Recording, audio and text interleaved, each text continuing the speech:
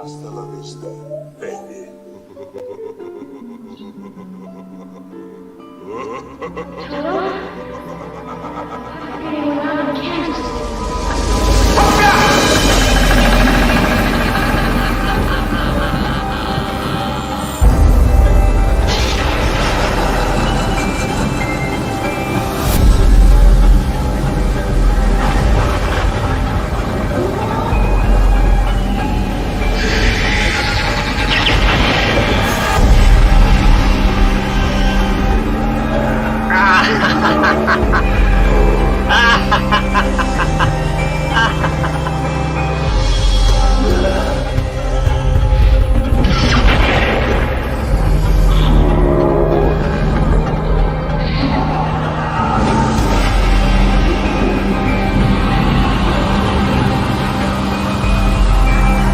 Fasten your seatbelts. It's going to be a bumpy night. Brrr, 'tis chill. To get in out of the rains, don't yet slide under the covers, but join us because it's Thursday night at 7:30. That's right, it's time for another Quiz Arena Live. And I can't do this alone, ladies and gentlemen. I need to rope in some people to help me. And so you've seen him before. In fact, you've seen both of them before, but they're back again. Please join me in welcoming James D'Amico and Lux Voco. How you going, guys? Having a really good night. Thank you, Richie. This is good. It looks like it's drizzly behind you. It's flooded in here. I'm actually I've managed to wrap myself in a little bit of plastic. It's wonderful. Nice. As long as the bubble doesn't burst, I'll stay dry. That's it. Well, we'll try not to make it burst too much. But how are you going out there too, Lux? Doing great. Ready for another quiz night. Nice, awesome, good to see. You've got the red sort of like a curtain behind us. Billowing Say red curtains, carpet. yes. But then it would have meant that you were lying down. It would have been it would have been like the night after sort of thing. Where you woke up and it's like, oh no. But everything's well in your world. Hopefully not too rained out. No, very nice and dry here. Nice and Good. dry. Good, fantastic. Yes, I think you're a little southern for some of the weather that we're experiencing. But someone who is right in and amongst it is Rhiannon Elizabeth Irons, who's with us as well. How are you going, Rhiannon? Hi, honey. I'm good. I'm dry. I'm safe. We're good. Oh, good. This is very, very good. Yes. It's just started coming down again today. I thought we were going to start getting the sun, but it was warm yet raining. So yeah. Saw it a second ago, there was the sun, but it'll all go away, I'm sure, in a second. So we're hoping that everybody out there is safe, and if you do need help, don't feel pressure to reach out. Please do to anybody around there. It's an opportune moment, even. Like, you know, you might be in that dire straits. It's just like, you know, that old person who I'll give Auntie June a call and, you know, rope her into this situation. But that's good. What's been happening in the world of movies and media this week, Rhiannon? I know that you've got the finger on the pulse, as it were. Oh, I do. And I'm actually going to bring you a very, very quick, interesting report. Well, something that I found interesting because it crossed my desk earlier this week. On our very first episode back this year, I broke the news that Scream 6 was getting the green light. 6 hours later, it was actually over every page. It was on every site. But you guys got it right here exclusively on QUIZarenaLIVE. So you know what? I'm bringing you some Scream 6 news. Starting with the fact that Neve Campbell has again been approached to reprise her role as Sidney Prescott. But it's not just Neve that has been approached. Courtney Cox has also been approached. But both women are holding out at the moment as there is currently no screenplay that's been completed. There are just simply suggestions of what's flying around. But the thing that I found entirely interesting is that in Scream 5, by the way, people, if you have not seen it, and I'm going to refer to it as Scream 5 just so we don't get confused, but if you haven't seen it, I'd suggest you hit the mute button about now because I'm about to spoil a whole bunch of stuff for you. So do it in 3, 2, 1. Spoiler alert! If you haven't seen Scream 5, there is a mention of Sydney's husband who happens to be called Mark. Dewey is the one that says, hey, how's Mark doing? Mark is actually in reference and has been confirmed not only by the directors but by the writers as well that it was Detective Mark Kincaid from Scream 3. With the death of Dewey taking place in the previous film, we need someone to step into Deputy Dewey's footsteps, and that looks like it may potentially be Mark Kincaid. Rumours are circulating that Patrick Dempsey is in talks to return to Woodsboro. So that could be quite interesting. But also, and this is for those who do follow me on social media, if you have me on Instagram, I did drop a special photo earlier today. we are looking like we are going to get Matthew Lillard back as Stu Mocker. Yes. So Awesome. this news is quite interesting. This is what I found fascinating. I did in 2020, in October of 2020, I wrote a speculation piece regarding Scream 5. Out of the 4 topics I covered, 3 of them came true. Oh. So I'm pretty good when it comes to having my finger on the pulse for this. And Matthew Lillard hasn't exactly shied away about saying, I want to come back as Stu. So there is a photo going around the internet at the moment. You can find it on my Instagram of a crime scene photo of Stu Mocker. You've got the television on his head. He looks dead, let's face it. However, this photo was supposed to have appeared in Scream 5. It was pulled at the very last second to give the audience a chance to potentially have Stu return. Ooh. So we've got some interesting stuff coming out of Woodsboro, and I'm just going to take a quick detour over to Haddonfield. Jamie Lee Curtis this week has wrapped up her role as Laurie Strode in Halloween Ends. This is interesting for horror fans because Halloween Ends has only started production a few weeks ago. Mm-hmm. So for the fact that Jamie has finished so early has us questioning how long she's going to be in the movie for. Are we going to get the Michael-Laurie showdown? Not entirely sure, but I do know that Jamie is in high demand as an actress, so potentially they have filmed all her scenes up front to send her off to a different set. Cool. But she made the announcement she is officially done with Laurie Strode. That is it. If Michael does return sometime in the future, it's guaranteed that she won't be with him. Yeah. Oh, well, she had a good run. She did. I mean, what is she up to now? 7 movies? Yeah. So she's outdone Donald Pleasance, who did 5 of them. Oh, wow. Fantastic. Well, awesome news and spoilers and exclusives that you're getting right here on Quiz Arena Live. So fantastic there. That's so exciting. Yeah. I remember after the last one we did, and after I saw Scream 5, I went back and watched all the Scream movies, and something I never really appreciated that I really reappreciated upon watching Scream 3 was Patrick Dempsey. I thought he was so good in the way that he was playing it as if he could be one of the killers, but then he had this very dark, weird sense of humor growing up as an LA cop, and working around Tinseltown. And also, I had totally forgotten about the Carrie Fisher cameo. It was so good. Oh, whoa. Yeah, Scream 3 is filled with all those little fun facts and so forth. But yeah, definitely check this out. It looks like Scream 6 will be released potentially in December of 2023, or it may follow the current pattern of releasing them in early January. But yeah, it's coming very quickly. Ghostface has already proven that he can dominate box office. He's hit over 100 million intake so far. So it's going to be interesting to see if Michael's going to back that up come October this year. Yeah, that's going to be really cool. But I can't help but thinking, getting Shaggy sort of vibes when I don't know. I'm imagining him running around and then pulling off the mask and it just saying, "And it was me all along, Scoob." Well, did you guys actually know that Matthew Lillard was indeed in Scream 5? Oh, well, no. He was. He had a very brief cameo. So for those of us who, like me, sit there and judge movies relentlessly and pinpoint the most stupid things possible, he actually appeared as Ghostface in the Stab 8 trailer. So that really cool-looking Ghostface with the metallic face, carrying with the flamethrower. That was Matthew Lillard. Sick. That's like the best bit of trivia there. And I do have to say too, Jamie Kennedy also got a phone call in regards to doing Scream 5. And Jamie has done a 2-part video right here. You can see it on YouTube. Go to his channel, check it out. He does talk about the entire film. He does talk about some spoilers and things like that. But he actually caught up with Skeet and Matt at an escape room in Las Vegas, where once they were locked in the room, they turned to each other and said, "Did you get the phone call?" So they all knew that they were getting involved somehow. Now, in Scream 5, we just saw tributes to Randy. Obviously, we did get to see his sister again, played by Heather Matarazzo, who happened to be one of my spoilers that I dropped back in October of 2020. So there may be a tribute to Randy coming up in this next one. Oh, I hope so. He was one of the characters that, I really thought needed a bit more screen time when he was off, and it was just like, no. That's what I mean. I don't think I can remember beyond that point in the movie's lineage. Yeah, I was super pissed at Wes Craven for it. I think I still hold that grudge just a little. Yeah. And until these new ones killed off Dewey. No, I'm just like, I hate you for that.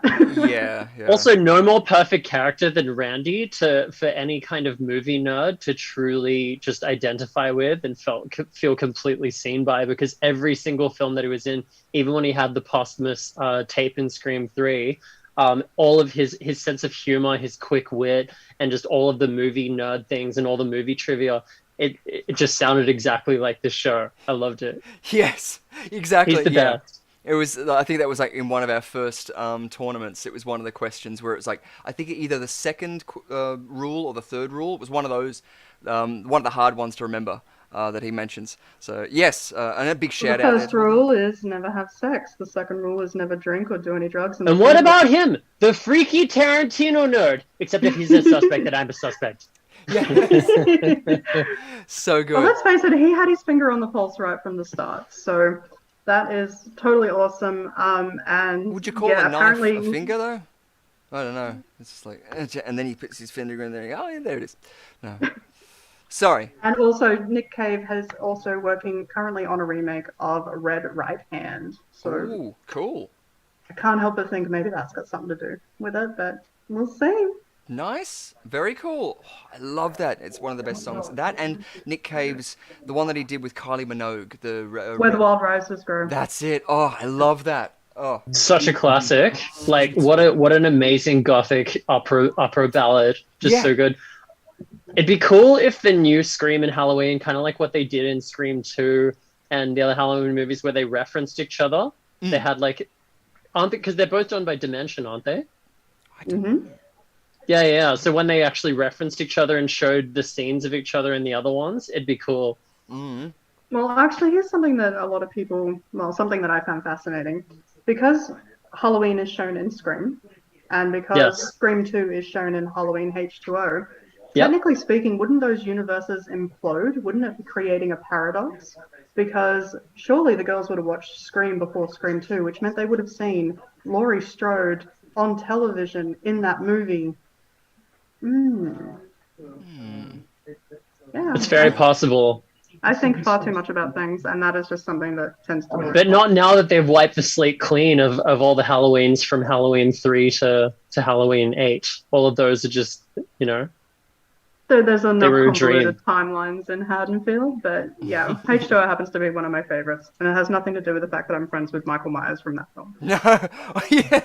If you're friends with the killer, I mean that's usually a tying thing in there. But Halloween H2O just like returned to they did have the thing that it was the Laurie Strode as the sister storyline, but it went back to what was effective about the first few, and it didn't get like Halloween. Even though, like, as a kid, I loved Halloween 6 and all that, it got way too deep into, like, the gore and then all of the occult stuff. And the just the layers of plot lines became, like, a big ball of thread that you couldn't undo. And Halloween H2O just went back to, like, the way that horror movies in that, like, The Shining, all of the best horror movies tend to zero in on a very interesting psychological aspect. And, it was examining things about PTSD and about like possibly about toxic family dynamics. And then just like it was entertaining and it was spooky and it was weird. And it was just an effective slasher.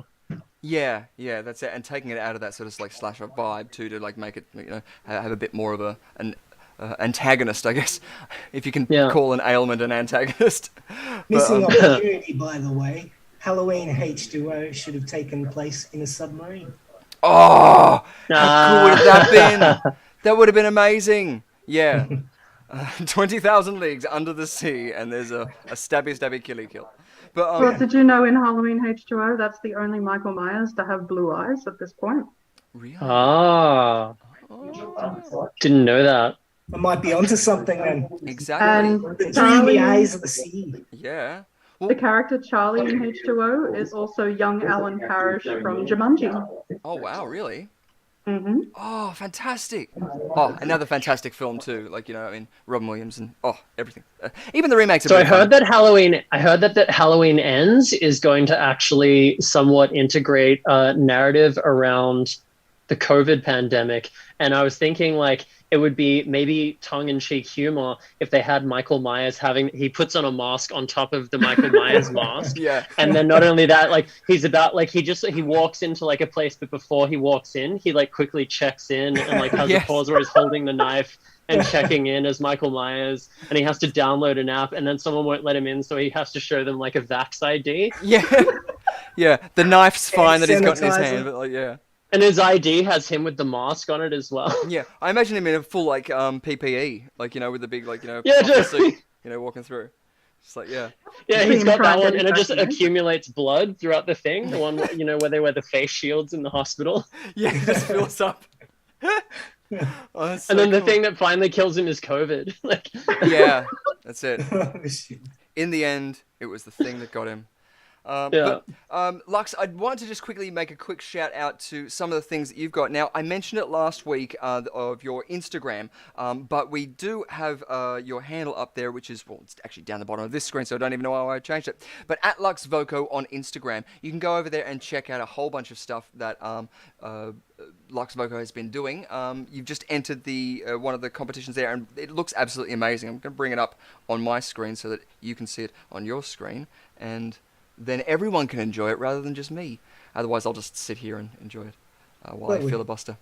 Exactly. So this is it over here. Oh, yeah. It's absolutely awesome. Just the colors and the textures and the, like, I personally love the ears on the cat because we've been talking about a lot of, is it ambient occlusion, or is it's subsurface scattering, isn't it? Subsurface scattering. When it's going through skin like that, yeah. So yeah, even the fact that you can see the different ways that the light's bleeding off that, like, you know, and the densities of it, it's absolutely brilliant. Could you tell us anything about how you even done this? Every time I know I say this to you, I look at this sort of stuff and it's like wizardry. It really is. Yeah, it's sitting there with a cube. Basically, that's where it all starts. I have a cube, and then I start subdividing that cube. And then I start shaping that cube, and then I start placing different components onto that cube. Wow. And next thing you know, you got arms and legs and a body, and you start applying skin and materials to it, and off you go. That's so awesome. It's brilliant. It's almost automated. It's basically become automatic for me now working in that program. Yeah. I use Blender, Blender 3.1 Alpha at the moment, but it's... And that's a free program too, isn't it? Yeah, brilliant. Yeah. It's free. You can donate, but they did have all the builds, the source code. You can mod it if you like. It's completely open source, and they update it constantly. That's brilliant. And that's the sort of quality that you can get from it. Like, exactly, it looks better than any game that I've been playing, at least. But I know that I want to talk about some of the, because you say even, like, you know, it's automated, and I know simulations are a part of it. So liquid simulations, fabric simulations. And is it true that when you do a liquid simulation, for example, it like is a random simulation? You can't necessarily repeat that every time you render it out. It's going to be a unique simulation every time that liquid falls. There's so many parameters you have to adjust every time you run the simulation. You can like cache it once you've finally got it to run perfect how you actually want it to. You can cache the result, but then you can't go back in and edit that simulation in most occasions. So it's basically like throwing paint against the wall, and once you see it stick in a pretty pattern, you're like, okay, save that. Yeah, cool. But that might be really frustrating, especially when you're trying to like troubleshoot something or get an idea and go, oh, let's just try this. Oh, I really like that, but it's too late. You've moved on or something. Yeah, so that's why I actually use displacement effects to warp the geometry and give the effect of water instead of actually using water simulations. That way I can adjust it on the fly, and I don't need to go back and re-simulate everything. Or it saves a lot of time. Well, and even watching the Corridor Crew and things like that, they're great because they'll talk semi-jargon as well as, like, you know, layman speak. So for someone like me, it's very easy to understand what they're talking about. And it's that sort of thing, as you're saying, they mentioned about liquid sims getting quite progressive now, but it's, as you say, it's layers upon layers. So as you say, if it's an ocean, you might as well just do that as one different sort of, I don't even know, I was going to say materialistic sort of layer, but I'm sure that there's a mesh. That's it. Yeah. You'd have to run multiple simulations for like the mist off the waves. Yes. And, you know, bits and pieces in between, but it's all composition at the end. Like it all comes together, multiple layers with everything, all art forms, really. Yeah, no, it's awesome. Like an onion. Like an onion. It's got layers. Yeah. Makes you cry when you eat it. It's just Yeah, like, it's well, very smelly. yeah, I guess a computer would make you cry if you tried to eat it. Like, as in, It would. those chips are a different flavor. It's, yeah. Yeah. Yeah. James, as well, you've got a couple of different projects that are happening out there as well. I'll bring up your Instagram too, because your Instagram handle down there is your name, which is very easy, at James D'Amico. So if you jump on over to Instagram, you can give these guys a like and also check out what they do, because you've got some awesome music and you've just released a track, is that right? I just released a track, I think like a week or two ago, and I'm doing a recording tomorrow for a new one, and then I'm also working on another one. I'm going to try and do like a release every month this year. Cool. And then I've got 3 short films, which I'm doing. And then I might be doing I might be playing a villain in a feature film in a couple of months, but I still have to speak to the director about that. Yeah, nice. They're always fun to play, I think. Well, this is also one of the films that you were recently in, which is, I don't know, maybe it's a show reel. I thought that it might have been Magic. Magic is one of the films. That was with Vincent as well, who you know, and that was heaps of fun. Vincent's one of the biggest legends. Yeah, he's awesome, isn't he? He's a lot of fun. Yeah. Going back. Yeah. So that film, that looks really, really intriguing. And I think we've got a link underneath to that film so that you can see that. And it's only about $6, I think. So you can get that link down the bottom, guys. So check that out straight away because it looks really intriguing. It's right up my alley, both like a period piece, but also it seems to have a sort of romantic side to it as well. But then it's got that fairy tale side, the idea of the unknown. And your character particularly, in moments where he's seen like, knocking in lights and stuff like that, obviously goes on this sort of spiritual journey, I'm assuming. My character is very much the antagonist. I'm very much like a bit of the bad guy. I'm kind of the reason everything goes wrong a little bit in that. I just keep antagonizing. Vinny's character, he plays the conjurer in that, and he's performing to an aristocratic family, and I just keep making fun of him. I just don't let him get a word in edgewise, and I'm just constantly antagonizing him, and then he does a thing which I can't explain by rationalization, and so I have a bit of a mental breakdown. So the lamp hitting scene is very much one of the climaxes of my character just losing his mind. Oh, fantastic. It looks really, really cool, and again, it's so good as well to see an Australian film getting out there and doing so good. So yeah, definitely get out there because that's from Rooftop 7 as well. So Elvis and Heather are the best people. Yeah, they're great. The whole team. There were no difficult people on it. It was such a joy to make. It was a lot of hard work, but it was a joy. Yeah, that's it. It's always good when at the end of it, like you go, well, I'm really happy that we did that because looking back at it, it was a lot of fun, stressful, but you're trying to make the artwork so well and all working together, and it's the. It was also my first film score. Oh, cool! That's fantastic. My first feature film score. Yeah. Amazing. And you said that your new track is available on Spotify and all of those streaming platforms? Yeah, all the streams, all the things. All the streams. It's just on all the things, darling. All of the streams, just don't cross them. Yes. Beautiful work. Whilst as well we're doing a shout out there, I also want to make a mention to some of the lovely people that we have out there in our chat. So I know that Rhiannon, you've been out there welcoming our lovely people out there, so thank you so much for that too. We've got Donovan Montgomery saying, good evening everybody. Tara Lynn laughing, going lol. Phil Robinson saying hi all. And Nick Cave is creepy cool, Tara Lynn chimes in with. So yes, another Nick Cave fan out there.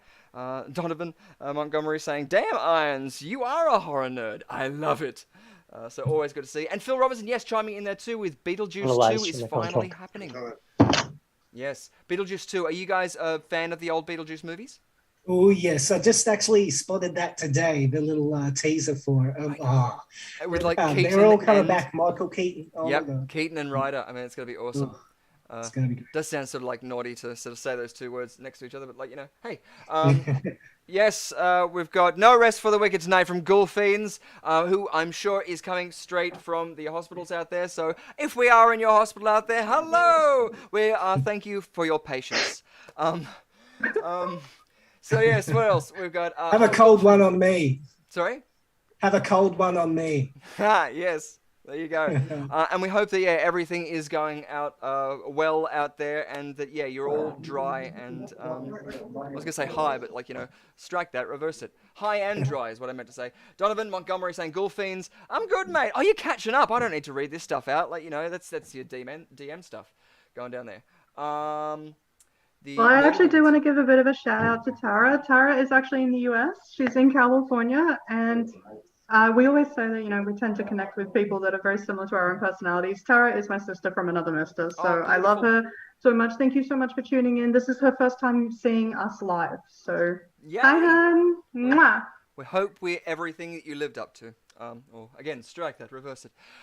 So what else? Well, it's a good chance to mention some of our games, because I'm going to bring up the spin wheel just before we go into a couple more mentions, because I want to mention out we have Talking About Your Generation as a game tonight. We have Brittany the Toxic Avenger. We have Musician or Serial Killer, Viewer's Choice, where you guys get to tell us what you want to see. We have an old classic, Scene Stealers. We have Spin again, my personal favorite, and Never Mind the Spicks and Specks. And of course, Jackpot Rup, depending on who lands first, may win or lose points. And Player's Choice means that our players get to choose. So, are there any choices out there at the moment that you guys are thinking of? Musician or Serial Killer seems fitting. Yes.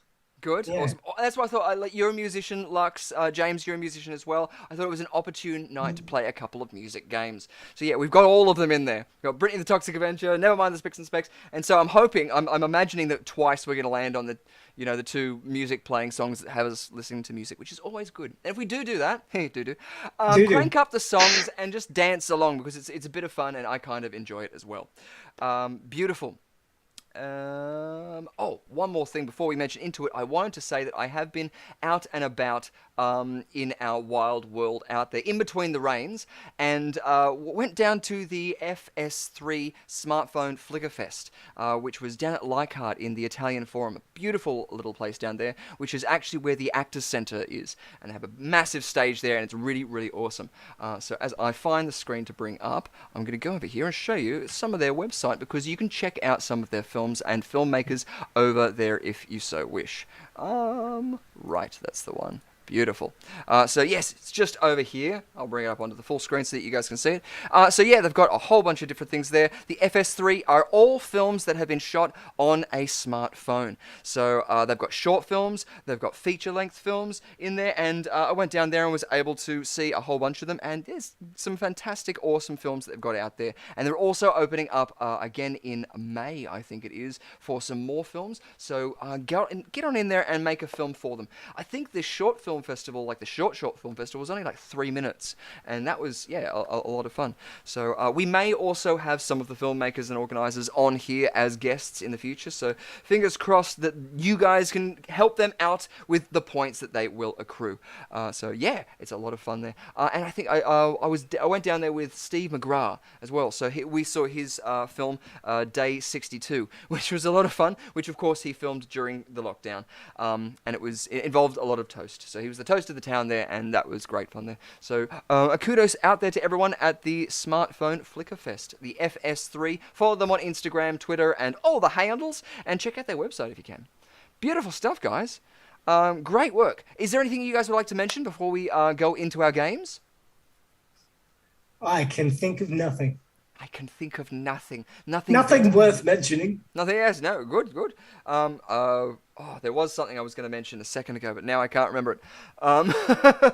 No, it's not Drag Race. UK versus the world. Panchina, you're right. That's a different show. But also, too, it's actually a good time, actually, to mention after this that we do have, for Patreon subscribers, we have a segment called Under the Covers, which you guys can subscribe to our Under the Covers tier on Patreon, so make sure that you join Patreon and you can get amongst that to watch us review a raunchy film, which is such a slog to get through every time.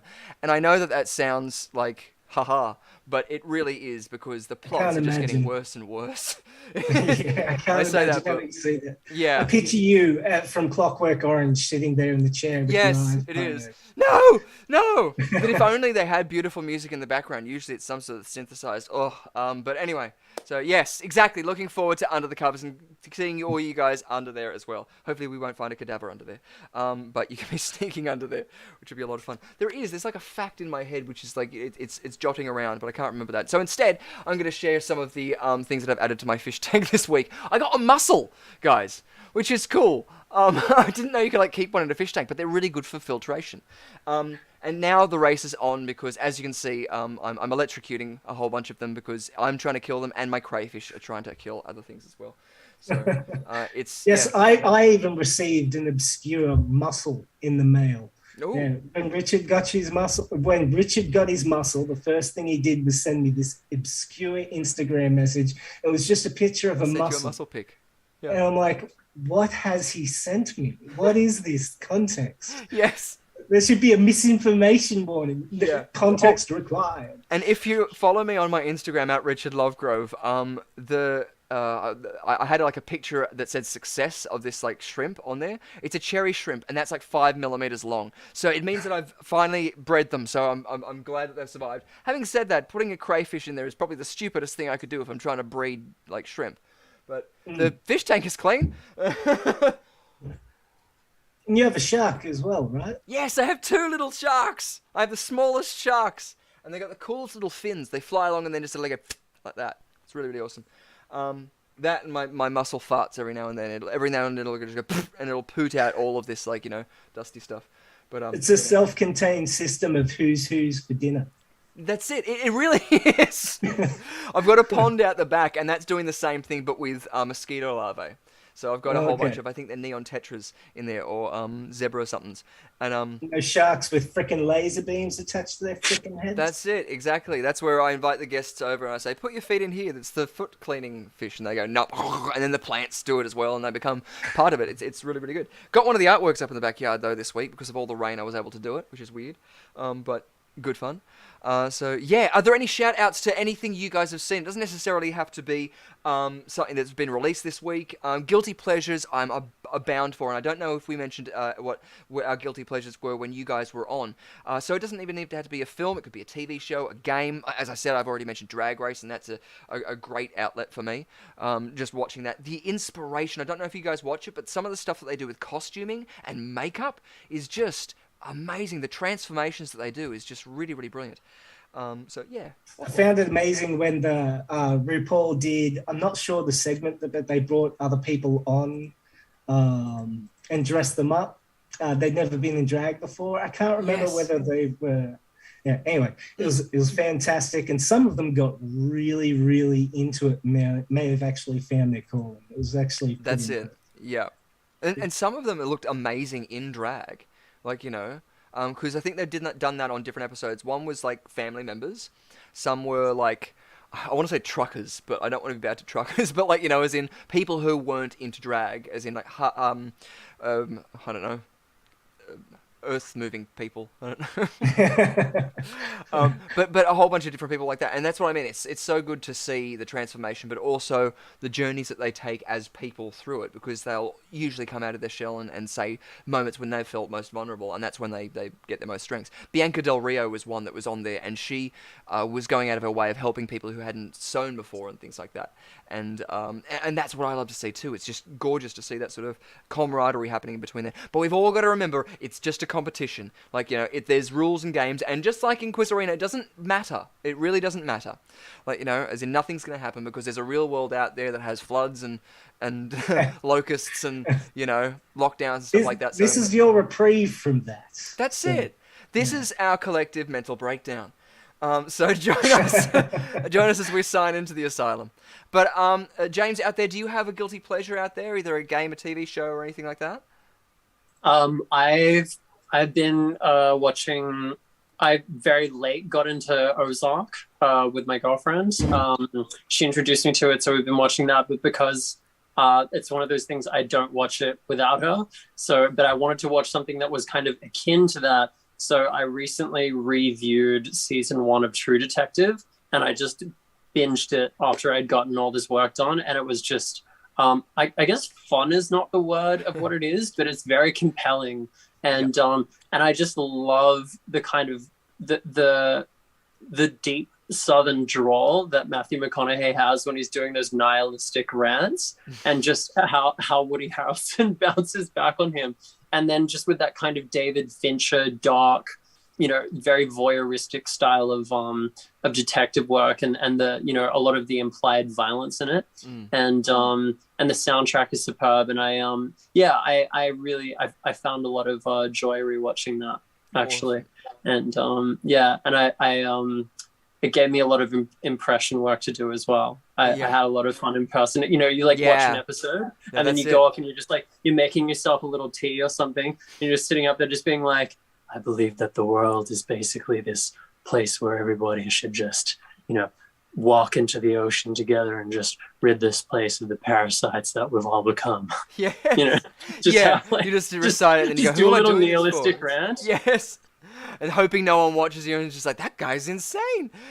No, it's especially good if people are watching you, Yeah, well, especially if they're paying too. But even, what was it? What's that old documentary, Michael Caine?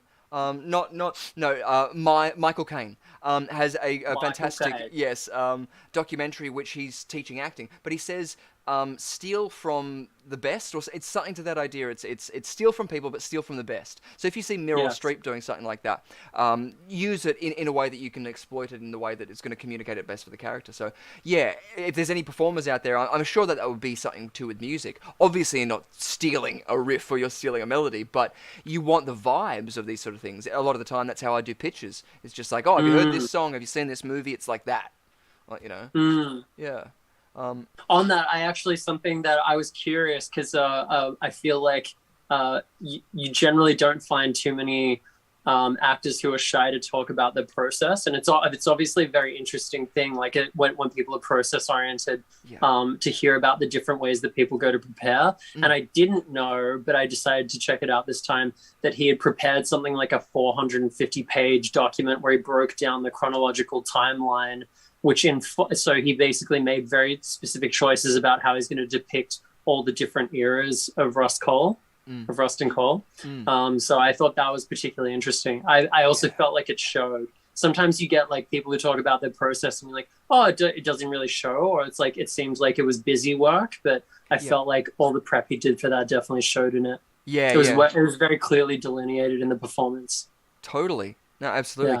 Even when you That's probably why when most people encounter my music, they're just left confused, because my process is just improvisational. It's just like, oh, this sounds great. Yeah. And then I come back to it and I go, oh, that actually does sound like that song. And people will remind me, hey, that sounds like this. I'm like, shit, you're right. That kind of does. Yeah.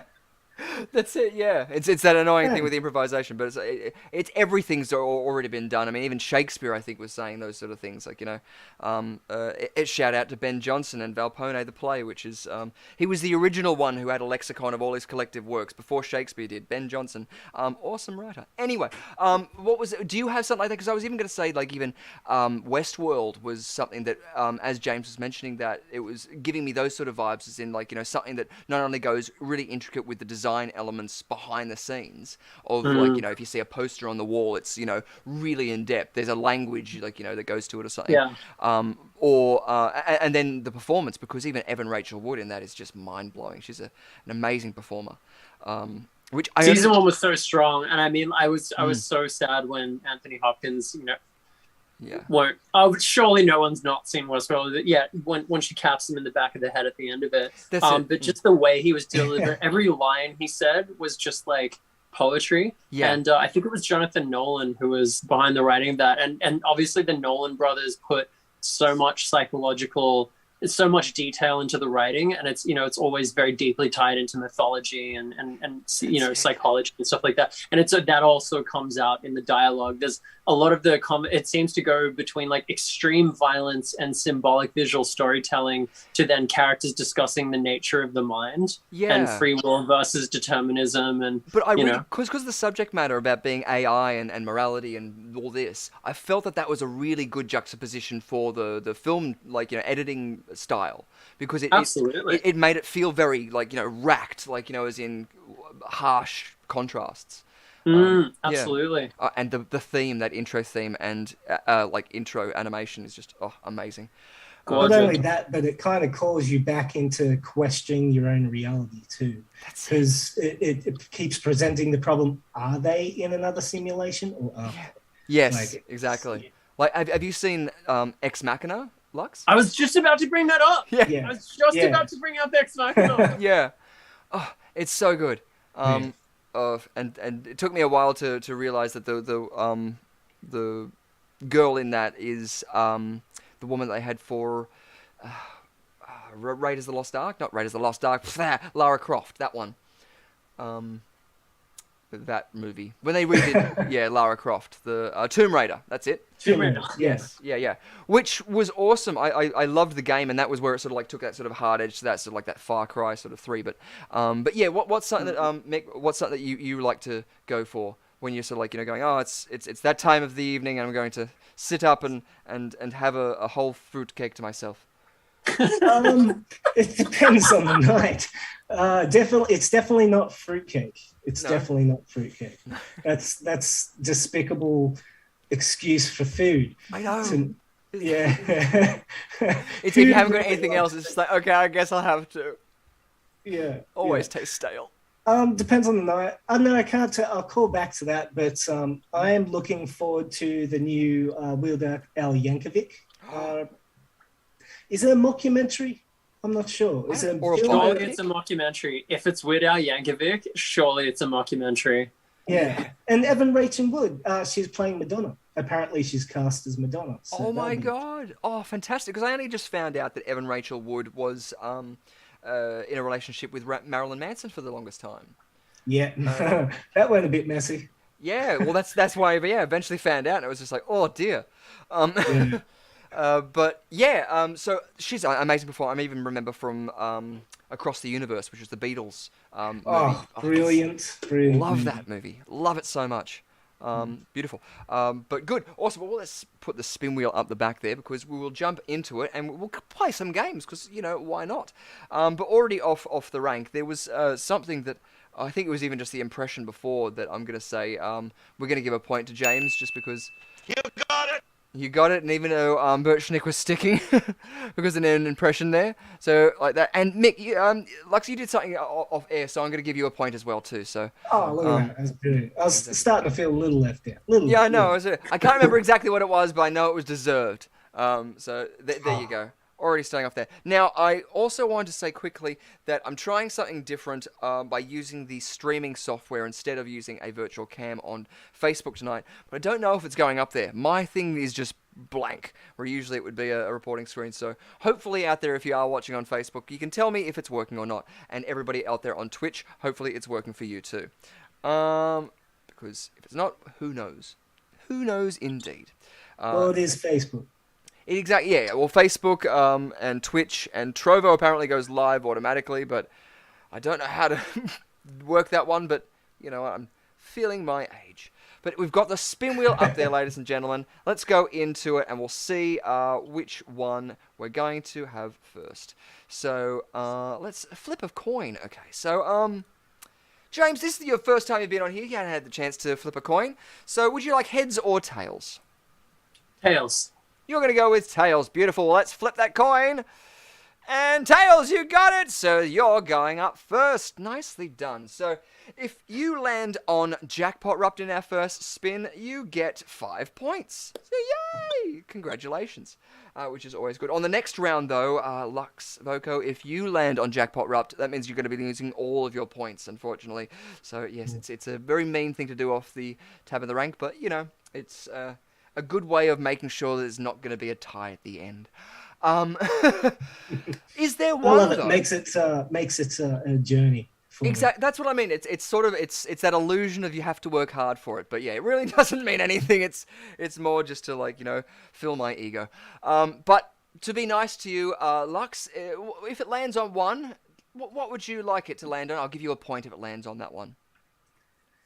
I'm going to go with Talking About Your Generation. Talking About Your Generation. Awesome stuff. I hope we land on that one too. So yes, if we land on Talking About Generation, you'll get 1 point. Awesome. And James, which one would you like to land on for 1 point? I can't actually make out the details of the thing. Oh, the details. We Okay. We've got was- Talking About Your Generation. We've got Brittany the Toxic Avenger coming around now. We've got Musician or Serial Killer. Musician or serial killer, of course. Yeah, you're going to go to Musician or Serial Killer. Cool, awesome. Well, if we land on that one, you'll get 1 point. Beautiful stuff. Well, let's go into it without further ado. Now, actually, I do want to come back to it. Just double check with Rhiannon Elizabeth Irons if you have one that you want it to land on. Just for your own posterity, you can give for shout my out the own points. amusements. You know what? It's been a hot minute since we've seen Scene Stealers, so Yeah. I think that'd be a bit of I fun. wouldn't say no to seeing that tonight. I like it. I like the way you think. Beautiful stuff. Just before we do go into that, I might just double check and see if I can redo the live stream on Facebook because I don't know if it is working. And I want everybody out there to be sane like I am. And it's just going to be on my mind if it's not. So just give me 1 second whilst I do that. Is there any other news that you've given us all too many spoilers? I know. Is there anything Shadow knows? Shadow, darling, do you want to share anything? The fact that you're a yellow Labrador that currently looks chocolate at the moment due to the amount of floodwaters that we've had? No, I want chocolate. Yeah, mud puddles and Labradors. Fun, right? Yeah. No, well, I am actually going to say out now in cinemas, released today is The Batman. So if you are interested in seeing Robert Pattinson as Bats, and I believe it's Zoe Kravitz, isn't it, as Catwoman? So all early reviews are coming in. It's pretty positive. So I must admit, I'm a huge DC fan. Batman, I love Gotham City. I love everything about Batman. So Yes. I'm very excited to go and see this. I think it's going to be a lot of fun. Yeah, that's the sort of like very noir sort of looking one, isn't it? Yeah. It's supposedly quite long, so pee before you go in. It's like 3 hours long. Yeah. Really? Yeah. Oh my god. Well, It's then a they go proper in the like mountains. detective noir epic. Yeah. Oh, okay. I don't know if I'm super excited to see like Penguin back. Like, Definitely excited. And Colin Farrell playing Penguin. You know what? Speaking of that, I watched The Northwater recently, and Colin Farrell was incredible in that. I felt like off the back of that, seeing him play a psychopath in that, seeing him play the Penguin in this will be very interesting. And of course, to see Paul Dano's Riddler, very excited. Yeah, totally. Okay, cool. Sorry, I'm just doing another post now because you have to fill out all the post information before you can go live. So going live again now. I'm trying a cable output as our audio. So hopefully now we should be on Facebook. So sorry. Thank you for helping me out with that Rhiannon in the background. You're actually like Dr. Manhattan. Like you're able to host the show, coordinate the visuals for like 4 people simultaneously, and then upload simultaneously to like 16 different social media outlets, whilst also like keeping everything going and improving. I wouldn't be surprised if you had like different projections of yourself all over the place, also having a relationship with someone, catching up with an old friend, visiting someone, helping out with the floods. Like, yeah. No, thank you. You are too kind for that. But no, I'm sure as that whole blank mind expression of me biting my lip doing that was overabundant of me stressing out there. Thank you very much for that. It's very kind of you. But yeah, hopefully it's now working. And I apologize. It's hopefully working good now. Well, the video is working, but there is no sound. There's no sound. Well, There's no sound. there's no sound. Well, there's no way like I can select the I can only have a microphone as a sound as an output on that one. Just type in comments. This show is for the lip readers out there. Yeah, it's for the deaf. Okay, I I will will. literally Here we do go. that. For all you lip readers out there. Brilliant. I think I'm starting something. Beautiful. But anyway, it's getting close onto 8:30, so let's jump onto a game. So we've got spin wheel. You guys can remember what we're wanting to land on as we go a 3, a 2, a 1, spin!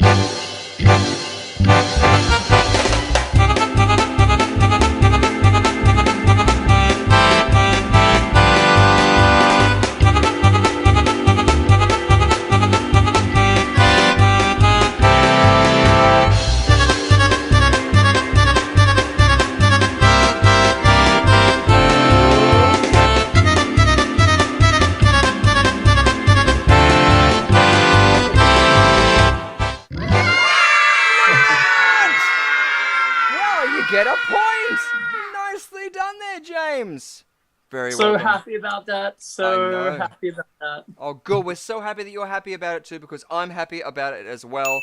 You got it! Even Bert Schnick is. In fact, we're so happy. Confetti. Yes. Beautiful. Not the sad confetti, though. Not that. The happy confetti. Exactly. Beautiful. As we reset the spin wheel, and I can bring up our backboard there, because it's a game we've seen it, I think, 3 times already, and we're hoping that you guys enjoy it, because it's one that's been lifted from Spicks and Specs just before there, and I think that, yeah, it's a bit of fun. Now, you didn't get to play last time, and Lux Voco, have you played this one before? No, I don't think I have, actually. Toxic Avenger, I don't think so. No, this don't is Toxic count me as a reliable source for that information and memory and whatnot. I am aged. That's all right. You're looking good for your age. I mean, thank you. Better than I could think. It's a filter. It's a filter. It's a filter. Awesome. Okay, so musician or serial killer, that's the background. Good. So I'm going to make sure I bring up the background here so that when I do the throw, it makes more sense. Beautiful.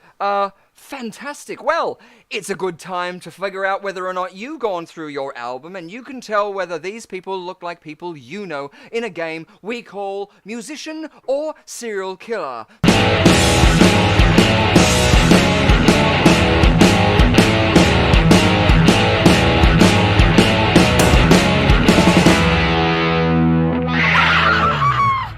Great stuff. Awesome. So already we're getting in there, and we've got a couple of sound effects too. So if you get it right. Excellent! Good and fun.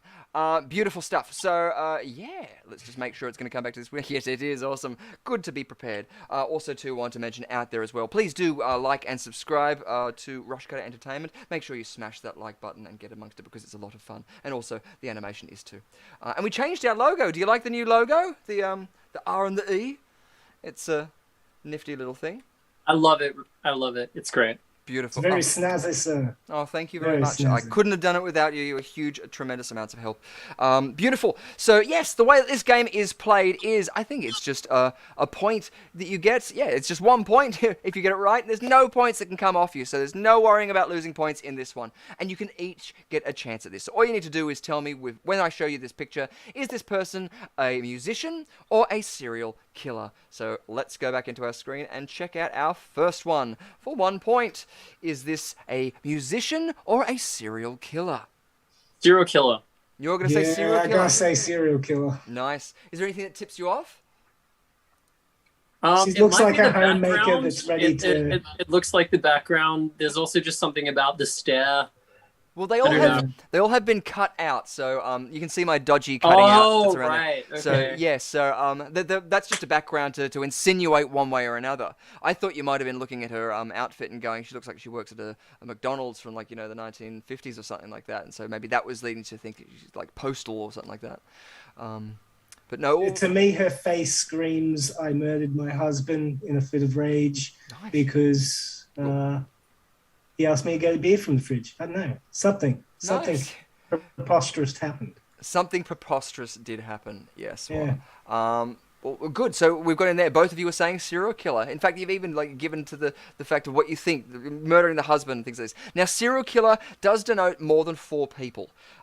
So, yeah, in a serial-esque nature, like you would have a serial, which is like Neighbours, which I think is coming to a close soon because England no longer is purchasing any of the shows, and that's pretty much how it survives. But that is a serialized TV show because it has a following linear plot that goes through the arching of that. So good. Both of you are saying serial killer. Well, let's find out if this is a musician or a serial killer. Or it is a serial killer. Nicely done. Ooh. This is Janine Jones. Was yet another female serial killer who murdered children while in a caretaking role. Born in 1950 in Texas, Jones worked as a pediatric nurse, and is thought to have killed somewhere between 2 to 46 children. So light and fluffy game to start off our evening so far, ladies and gentlemen. But yes, that's a really wide statistical kind of like variance. Like it's like like saying, it's like, how many beers did you have? It's like, oh, I might have had like 4 or 5, maybe 6 or something like that. It's like, how many children did you kill? It's like, maybe 2, maybe 46, somewhere between there. It just all blurred, all of the child killing just blurred. Yeah, that's like part of my annoyance with the term several, when they say, oh, several things happen. It's like, you don't mean 7 things happen, you mean anywhere from 4 to 42. Yeah. I agree. And it's sort of like when you look into H.H. Holmes, and he says he could be responsible for anywhere, I think it was 27 to 200 in the span of 2 years. But again, that's what you go, so you just don't know. So you know for sure 27, but you don't know after that. So I guess from this, we do know 2, so I guess the insinuation there was for that. So nicely done. You both got a point for that one. So far, Lux, you're on 2, and James, you are on 3. Now, people out there as well in the chat, make sure that you do give them some hints. Help and hinder them. Or help or hinder them. Otherwise, I don't know what you'd be doing if you're doing both at the same time, because that would just be insane. But as well, too, feel free to ask the expert as well. Rhiannon Elizabeth Irons is just behind us there, and she may know, who knows? She hasn't seen these panels beforehand, but you know what? So can we throw out a lifeline to Rhiannon? You can throw it. Rhiannon knows all. Yeah. Actually, that's actually an interesting thing. There should be something where you both start off with like that token, like a potion that you can use or something like that. Yeah, okay, and I'm happy for it to be, because it's the first time it's announced. Yeah, feel free to at any time ask her for any questions. In the last round as well, round 4, she has written the questions for it, because she's not only an erotic writer and a voiceover artist, but she's also, as you've seen, the Quiz Arena queen when it comes to all things film and TV knowledge. So giving us the spoilers and the events out there that are happening very soon. So yeah, in that last round especially, she's one to definitely maybe give you some hints. She's the one to ask for hints. If you want. I'll give you hints, just want to chime in there, because Ghoul Fiends has me in stitches. His comment for that was, it looks like the head nurse. Definitely a serial killer. Announced it was a nurse. I said it looked like the head nurse. Yes, perfect. That's it. Hopefully she's not watching this. That's it. But if she is, like and subscribe. Anyway, let's go into our next one. Who is this? Is this a musician or a serial killer? Musician. You're gonna go musician? Yeah. What sets you off? Is it the hairy chest? It just the everything. It's really the suit, the all of the gold chains, the glazed over eyes, the mustache, the hairdo. Just the everything about the outfit screams musician. Yeah, nice. It is. It's extremely 70s, but I didn't know if that was just because of the time period. What would you be saying, Lux? I'd say musician, but he's definitely got some skeletons in his closet. Yes. Yeah, you're on the border there. You're saying it could be either or. Yeah. I like it. I think there's a cold case file somewhere, but I don't know. No. He's definitely a musician. Yeah, definitely a musician. Okay, hold on a second. I'm just doing something in the background. Awesome. Because again, remember, the people out there could be helping or hindering you as well. So yeah, you're both saying musician. Okie day. Well, let's go through and find out. What is it? Excellent! Nicely done. You both got it. That's Salvador Philip, or Sonny Bono, born 1935 to 1998, an American singer, actor, and politician who came to fame in partnership with his second wife, Cher, as the popular singing duo Sonny and Cher. So nicely done, guys. You guys both get a point for that one. And beautiful out there is too. Someone did the shout out of that. Whoops, there we go. Someone did the shout out. Who was that? Yeah, Phil Robinson knew it straight away, and so did Ghoul Fiends. Nicely done. Beautiful. Okie day. So good. So far we've got Lux Voco 3 points, James D'Amico on 4 points. Nicely done. It's going well so far. Rhiannon, did you know that one? Were you like silently in the background going, "Oh, I know"? Oh yeah, I've got a couple of Sonny and Cher songs going through my head right now. So yeah, I knew who it was. That's right. I was going to give you a hint by going "whoa" or something like that. Your Jack McFarlane is on point there. I said McFarlane. No, it's Stewie Griffin. I'm glad I No, didn't Jack go too far with McFarlane. my backstory either, because I didn't recognize that was actually him. So there you go. I know. Yeah, there's a couple of these when I've been going through, and I tried to get this one that like really looks like, you know, it's they're being led from the van to the prison or something like that. So I'm trying to get, you know, that's the way. I'm revealing all my secrets. Stop doing it. Oh no. Next person, is this a musician or a serial killer? Let's find out. Ooh, musician or a We get a serial close. killer? Yeah, we go. Get a closer look. This is a tricky one. You're right, Gulfiends. Phil Robinson did nail it. Nailed it. I'm gonna say musician. Looks like a folk musician. A folk musician. Yeah. Nice. I was originally going to go serial killer, but I think I'll go with musician as well. Nice. Nice. Well, Yeah. it is that the risk, I guess, you take by following someone. If you're on the fence about it and someone has chosen that, it might be a good idea to flip the Yeah, vote, that's but- the best way. I'll just piggyback on James's answer. It's great. It works for No, me. yes. Well, that's it. I don't want to be influential in that way at all. It's more my filibuster is like, you know, directing you one way or another. But it didn't work, ladies and gentlemen, because out there we've got Phil Robinson saying killer, Ghoul Fiends is saying musician. So yes, and Jordan Messenger's just saying hey and clapping. I thought it was a clap. I thought it was the two hands, but it's that. It's just a hand shaking hands like that. I did enjoy that. One of the things about lockdown is you can't shake hands when you meet someone, but it's one of the universal things that we have instinctually grown to, like, you know, have as a good-natured thing. So I kind of like doing the whole thing. Oh, I shake your hand. Oh, we can't. Oh, we'll shake hands like this instead. It's a bit of fun. That's a super Larry David thing to do. It's like you know, one of the things that I like about this COVID thing is I don't just shake hands anymore. Yeah, that's it. Although you can't do it for too long, otherwise people like, you know, end up saying, "Are you okay?" and they usher you into the hospital. But I feel like now that we're on YouTube as well and there's no audio, that I have to be ultra visual. Like, you know, I need to learn Auslan or whatever it is to sign language so that they can do it. But brilliant. So you guys are both saying, what was it again? Musician. Musician. Beautiful stuff. Well, let's go back in there and find out. Vroom, it is a musician. And she's a folk musician. Yes! Nice. So that is Karen Dalton, 1937 to 1993, an American folk blues singer, guitarist, and banjo player. She was associated with the early 1960s Greenwich Village folk music scene, particularly with Fred Neil, I'm not too sure, and the Holy Modal Rounders, and Bob Dylan. So nicely done. You guys both got a point there for that one. Very well done. We hope you guys are getting those points out there at home, because that one would have gone to Ghoul Fiends for being a musician as well. I like that. Good stuff. Booyah! On fire tonight. Exactly. Yes. Probably because I'm not in the morgue. Yes.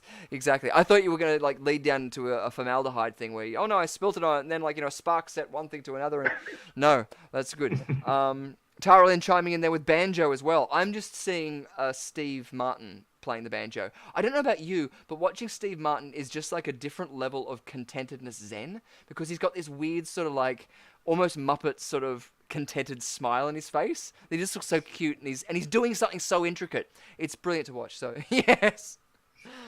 Oh, dear. Isn't it a shame? Every time I hear the banjo, because I was traumatized by the movie, Deliverance always comes to mind. Oh God. Yeah. But how great was that banjo playing? You know? So good. Yeah. So good. I saw the whole It's good to banjo see the thing. silver lining in Deliverance, you know? That's Yeah. like being, it's like, oh man, Irreversible ruined my brain, but that shade of red in the tunnel was very vibrant. Yeah. No, but that's it. It's something like, even like Requiem for a Dream is one of those ones that I always think you got to be in the right headspace to watch it. Like, oh no, that was one that I saw. It was I think it was a Russian film or a German film. Oh, I can't remember. I'll have to look it up now. But it's a war film, and it's like a 14-year-old boy is in it, and it's just traumatizing. And so it's Oh, something that's like the that. Belarusian one. That's Belarusian, I'm pretty sure. Yeah, I know it's the one you're something- talking about. It's like 3 words. It's something like I can't remember the name, Come but and I saw. I think I saw a still from it recently, and it was like I think it was a 14-year-old boy who played it, but that was set in Belarus. Come and See, Yeah. 1985. Yeah. Oh, like the Just harrowing. Yeah, but that's what I mean. Harrowing. Even in the silver lining of that, like, because that's a film I that is so poignant. Like, Requiem for a Dream is such an intense film, but I see the silver linings in that. She just wanted to wear the red dress. So beautiful. Beautiful stuff. Awesome. And Steve Martin is cool. Exactly, Tyrone. I completely agree. Beautiful. Orange Scrivello, DDS. Oh, that's a reference. From... Do you guys know? Because I just had I know what that is. Do you guys know what that is? We've been talking about it, or the person who played it, very recent. Do you guys know Dr. Oren Scrivello, DDS? I know you would probably know Rhiannon. You can ask Rhiannon for a hint. Not a clue. Not a clue. A musical fan? You guys a fan of musicals? Yeah. Love musicals. Yeah, it was. I don't think this was a Roger Corman one, but it was made from a Roger Corman film, featuring a large plant. Oh, Little Shop of Horrors. Yes, exactly. Yeah, that was of course. Steve Martin's character, the dentist. Orange Scrivello, DDS. Oh, I remember dancing to that as a kid. Oh, memories. Didn't Steve Martin play in another movie as a dentist? I'm trying to think what it was. Novocaine. Novocaine. Yeah. Was that the one? I feel like there was one with Weird Al. Oh, what's that one he did? Maybe he played a dentist in one of his video clips. Yeah, and it's not VHS, but it's something like that. It's a form of a style of video. It's not Betacam, but it's called something like that. UHF. I just have to do a shout out because of the musician we've just picked. It was the Greenwich music scene, and I think the movie Inside Llewellyn Davis was set in the Greenwich music scene.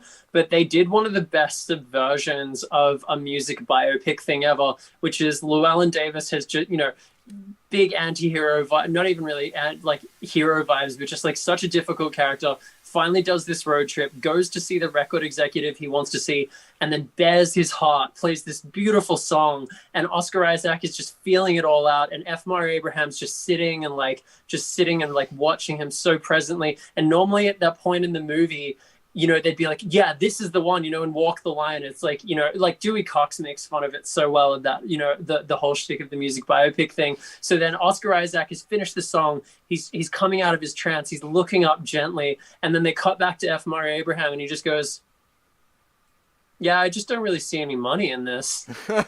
And that's it. And then he just has to go back to New York with nothing. Jesus. Oh, that's the business though, isn't it? Oh, Jesus.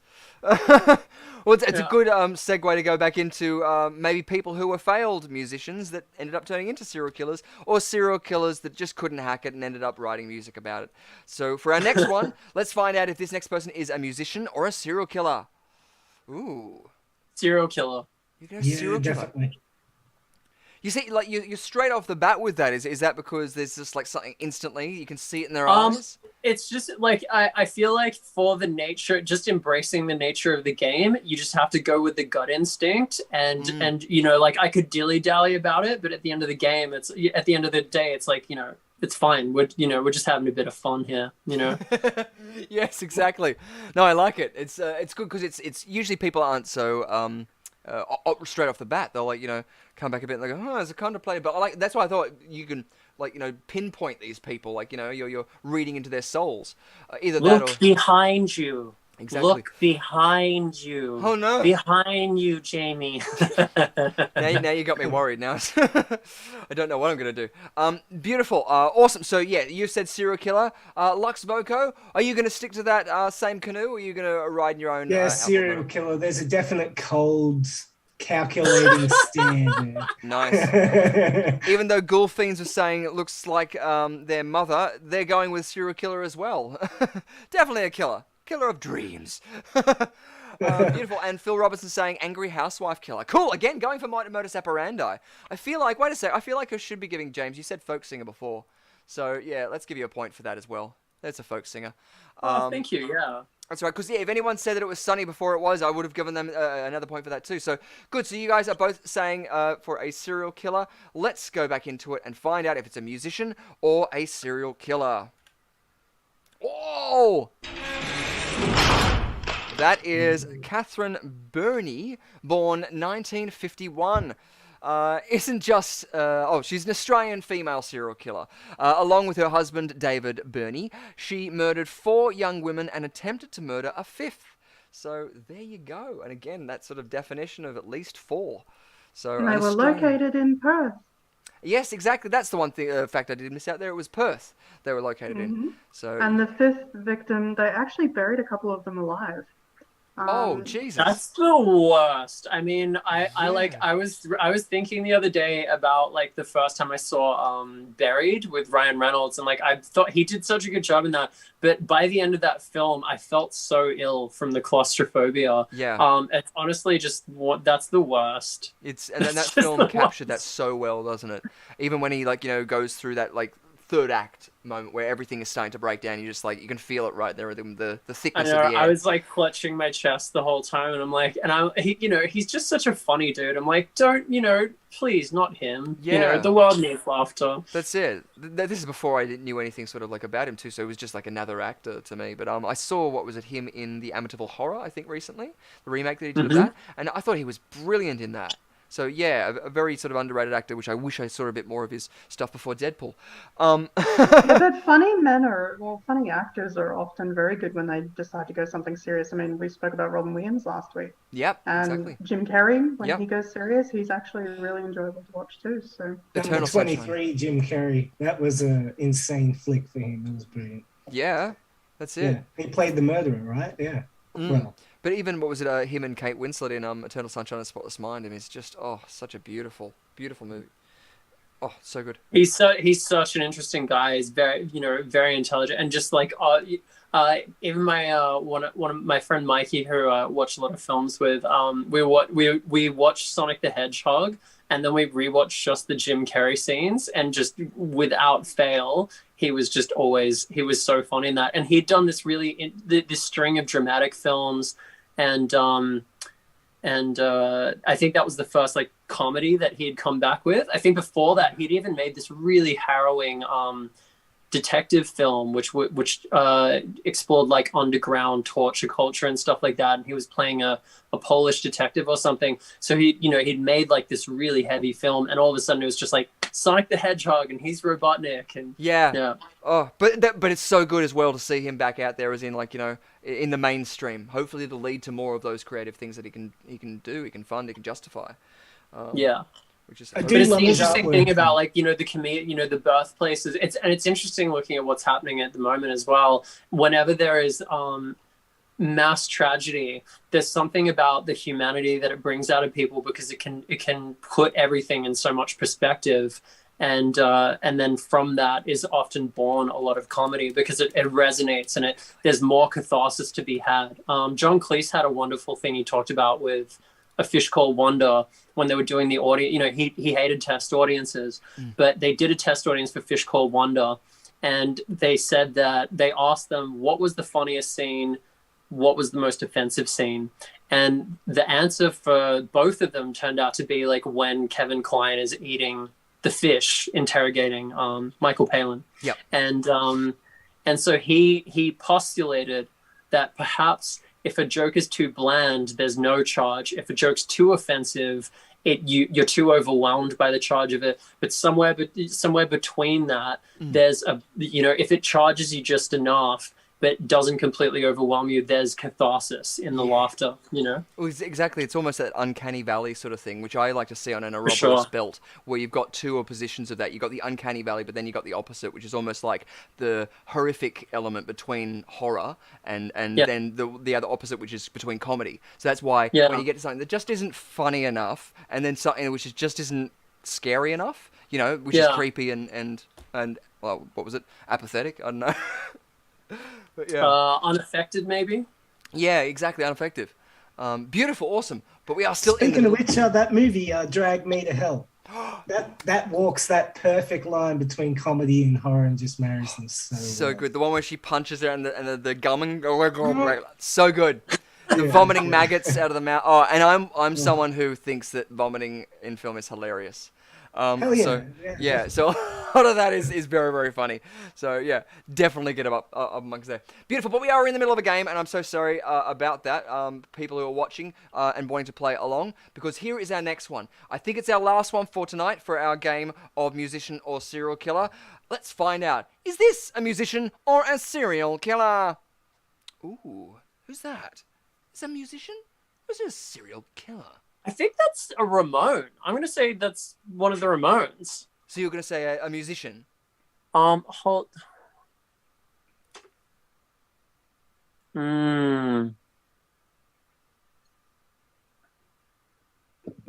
No, Sorry, I was it quiet looks there like because I was one of holding in a Ramones. burp. I'm gonna say Yeah, aspiring this is the musician first one and that stumped me. Beatle background person. Yeah. The Beatles background. He looks like a roadie. Yeah. Yeah. I love it too because of the quality of the photo too. It looks like there's lint all in his hair. Yeah, Actually, like he's a serial he could killer. be the This bass kid- player yeah. of a 70s rock band, or he could actually just be like a proper serial killer. That's it. Um, Yeah. I think Can I get a clo- he's can I get a close-up on electrocuted him a bunch again? of musicians. That's what's happened. He on stage, he's serial killed musicians on stage. He's the roadie from hell. Yeah. He's the roadie from hell. Okay, cool. So, let's finalize it then. So, James, what are you going to say? Musician or a serial killer? I'm gonna go serial killer. Serial killer, awesome. And Lux Voco, musician or serial killer? I'm gonna switch my answer then. I'm gonna go with musician this time. Why not? Awesome. Beautiful. Let's find out if this is... Oh, wait. Oh, we heard from the people at home. What have they been saying? Rhiannon, can you see? I certainly can. Ghoulfiend says he looks like the singer from Smokey, and now I've got Living Next Door to Alice playing in my head. Oh. And Phil Robinson says Stoned Muso. Oh, a stoned muso. Nice. Good. Awesome. Well, fantastic. Well, hoping that there are people out there who are some music fans, because you may know this one, because it is, in fact... Excellent! Joey Ramone. You're absolutely correct. Was an American musician, singer, composer, and lead vocalist of the punk rock band The Ramones. Ramones' image, voice, and tenure as frontman of The Ramones made him a counter-cultural icon. So there you go. Sorry, I feel sneaky now. But, I think I was so used to seeing him with glasses because it said it looked like Joey Ramone at first, but then like when you just look at his eyes and like how deadpan, it's like that's it. Yeah. I went through and I was having to find one that didn't look like his conventional look, and it was hard, but I found one. You did a really good job. I should have just stuck with the original answer. No, you guys are doing an amazing job, because even on that round there, we've got Lux Voco on 5 points and James D'Amico on 6 points. So you're already accruing some fantastic points there, and it's only our first round already, so nicely done. You got it! Exactly, and confetti, because whee, it's all a bit of fun, and let's hope that I don't get into too much trouble. Hold on a second. Yes? Get on with it. Yes! Get on with it! Oh, I am enjoying this scene. Get on with it! Okay, sorry. There we go. Well, I think I've been told from above that we need to get on with it. So why don't we move on to our next game? So we've already gotten that one. So unfortunately, this now time is the point where Lux Voco may lose all of his points. So we're hoping, fingers crossed, that that's not going to be what happens out there. I'm excited about it, actually. You're excited. I love it. It's this optimism. Yes. Very, very cool. Awesome. As we bring up our spin wheel once more, I should put all of these things together rather than having to go back and forth, but you know what? Organization isn't my strong suit. So back into our spin wheel. I'll tell you what, I'll give you another point if it lands on one of them for you. You can't pick Jackpot Rupt, but Lux, if it lands on one, I'll give you a point. Which one? I'll go with Spicks and Specks. Never mind the Spicks and Specks. Beautiful. You get a point if we land on that one. And what about you, James? Can't pick Jackpot Rupt, but anyone except for Jackpot Rupt and Spicks and Specks. I'm going to say Brittany the Toxic Avenger. Nice, awesome. And Ghoulfiends is adding your Brittany love out there because... Yes, Ghoulfiends. Exactly, yes, Ghoulfiends is in there. I'm sure that would rock through the morgue. So, we're looking forward to that. And hopefully you guys can make a shout out to any of them whilst this is spinning to see if it's going to be one that actually comes up that you want to do. And if not, just dance along because it's a polka. So polka to you!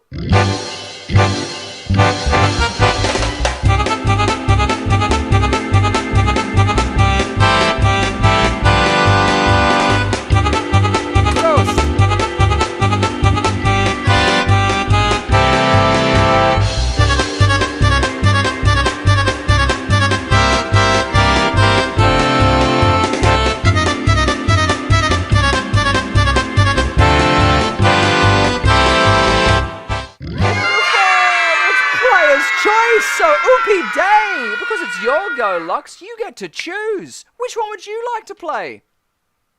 I would like to play Toxic Avenger. Awesome! Brittany Avenger, sorry. Beautiful. Brittany, the Toxic Avenger. Great stuff. It is a night for music tonight, so it's going to be good to see. We've already had musicians or serial killers, and, well, in abundance. So now we're going to go into a game that you might find fun, and I'm going to bring up the background because it's not going to reveal anything, hopefully. Yes, it won't. There we go. And these are all thanks to DJ Cumberbund. So you can check out his mashups out there on YouTube. I highly recommend you to do that. Because it's a lot of fun. You'll find, I'm pretty sure, any song that is one of your favorites mashed up with another great song. And one of the other things I really do like about it is you don't know some of the songs that they're going to be mashed up with. So you'll find new loves for it and download them and listen to in your car. But without further ado, Brittany has gotten out of her conservatorship. She's free and she's running amok, so she's decided to sign on with every single artist and mash up songs. And sometimes she's not even in them. But you've got to pick what songs are being played as we play Brittany, the Toxic Avenger.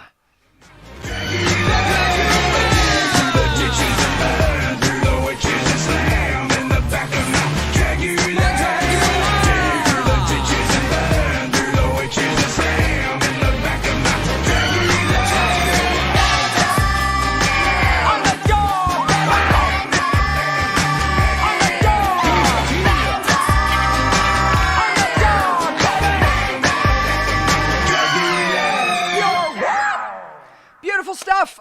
Great stuff there. Oh, and these cam inserts just aren't working out, are they? I might take those away and just do it traditionally. Beautiful stuff. So yes, all thanks to DJ Cumberbund there. He's there in his pantsless glory. So yeah, we're going to be playing a song, ladies and gentlemen, a piece of music that you at home can listen to and play along with. All you have to do is write down the artists that you think are in this mashup for 1 point, and when we come back, you'll be able to get those points in abundance. So this time, at the moment, we're going to start off with Lux Voco, so it's your chance, Lux, to get all these points, but who knows? James, you can help or hinder him by giving him examples or help. Save them to the end, and again, if you do have something to write them down, I would highly recommend that. So, beautiful stuff. Let's go into our first one for Lux Voco. Oh, actually, are there any questions? Does anyone have any questions? Sounds pretty straightforward. Good stuff. Awesome. Let's go into it then. So, Lux, for your points, your song. Whoop, that's not right. I knew I was going to do that. But you didn't see it because it wasn't quick enough. This is it. Oh, Jesus. Live TV. Gotta love it.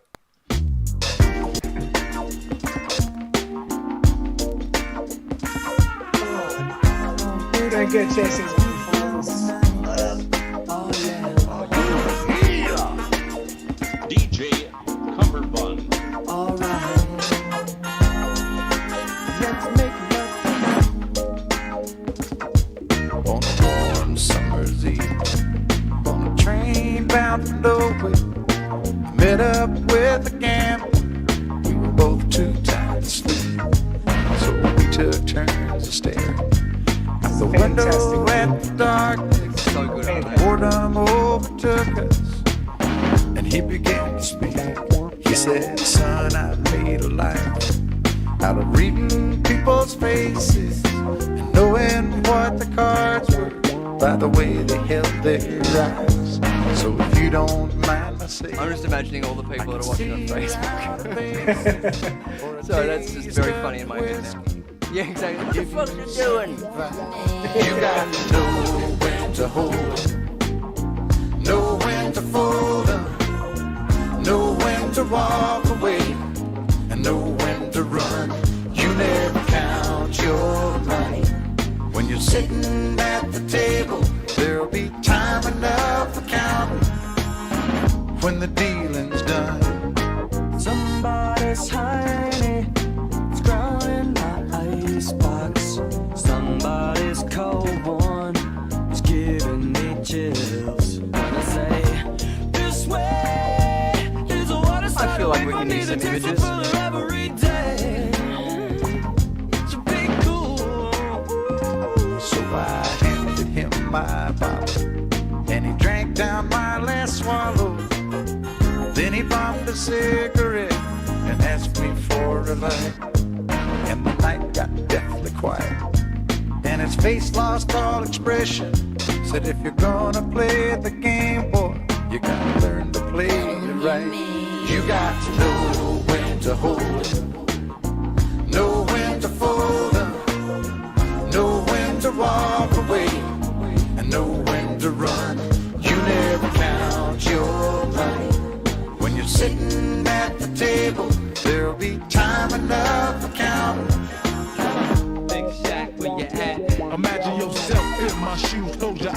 up in here and picture how it feels to be a king for a minute. Now feel it. Porsches, Benzes, pounds is endless. It's never hard to tell who my crew of Twizzler men's is. Slayers, Pepsi, and dimes all around. Plush Italian suits cut and shines by the pound. Is it because my life is 10 shades of gray? I pray all 10 fade away. Wake up and fly to Cancun the next day. Player haters linger, this basketball swinger. Staring at my grandmother's ring on my finger. My only bleeding hope is for the folk who can't cope with such an enduring pain that it keeps them in the pouring rain. So get it, let it go. My door's longer swinger. More ice on my watch than in your block on December. Enrico Gonzalez, a quick to take your honey on a trip around the world and spin his leg on. You got to know when to hold them, know when to fold them, know when to walk away, and know when to run. You never count your money when you're sitting at the table. My bottle is ready to go. Open up and let me. You got to know when to hold them, know when to fold them, know when to walk away, and know when to run. You never count your Beautiful. So there you go. There's some hints, a whole bunch of hints. Not even me like flashing up the answers accidentally twice.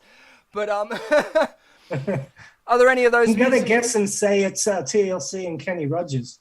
TLC and Kenny Rogers. Just throwing it out there. It's just a guess. Yes.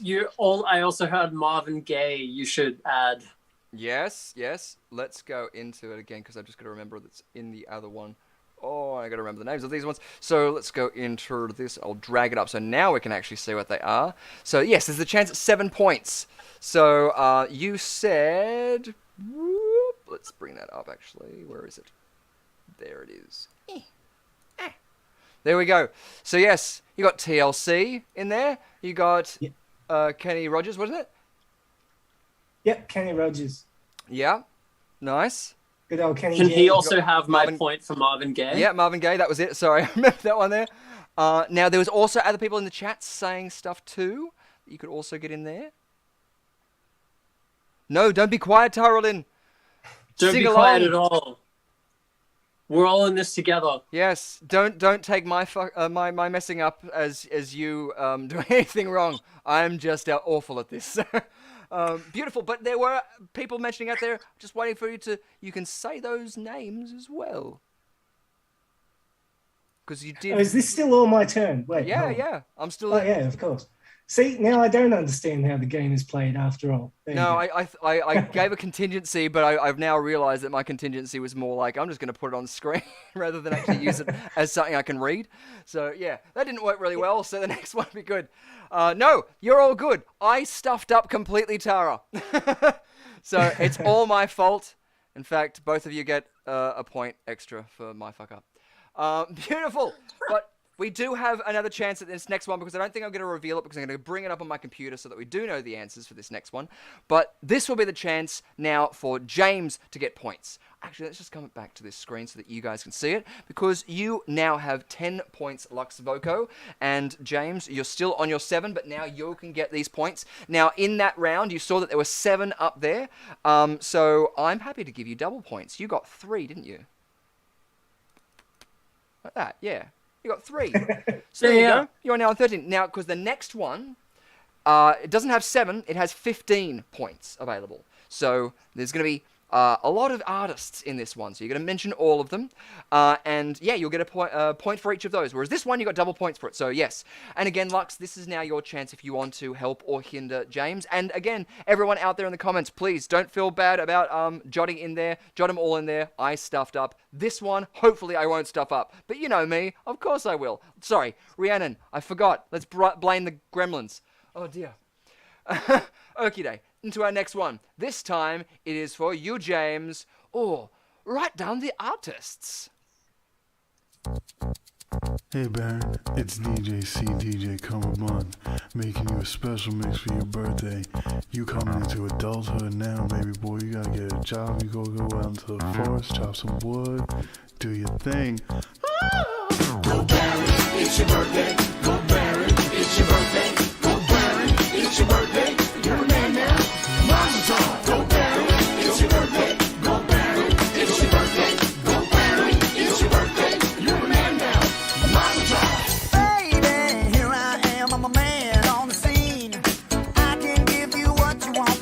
got to come home with me. I've got some good old loving and I got some more in store. But when I get through throwing it on you, you got to come back for more. Well, I guess it would be nice if I could touch your body. Yeah. I know not everybody has got a body like you, but I gotta think twice. Oh, baby. Before I give my heart away. And I know all the games you play because I play them too. Maybe more than you think you don't mind because that ain't nothing but a dust don't love it. Well, it takes a strong man, baby, but I'm showing you the door because I gotta have fun. Walking right along and don't mind because that ain't nothing but a dust don't love it. Ready to know things in my life, you can't cause mama, I'm sure all the hell now getting around. All the old paintings on the tomb, they do the sometimes, don't you know? If they move too quick, they're falling down like a domino. All the buzz are men by the Nile, they got the money on the bet. Gold crocodiles, they snap the teeth on your cigarette. If you want my future, forget my past. If you wanna get with me, better make it fast. Now don't go wasting my precious time. Get your act together, we could be just fine. Living on the lightest stage approaches the unreal. Tell me what you want, what you really, really want. In touch with some reality for those who think and feel. Cast in this unlikely role, ill-equipped to Tell me what you want, what you really, really want. one must put up barriers to keep oneself intact.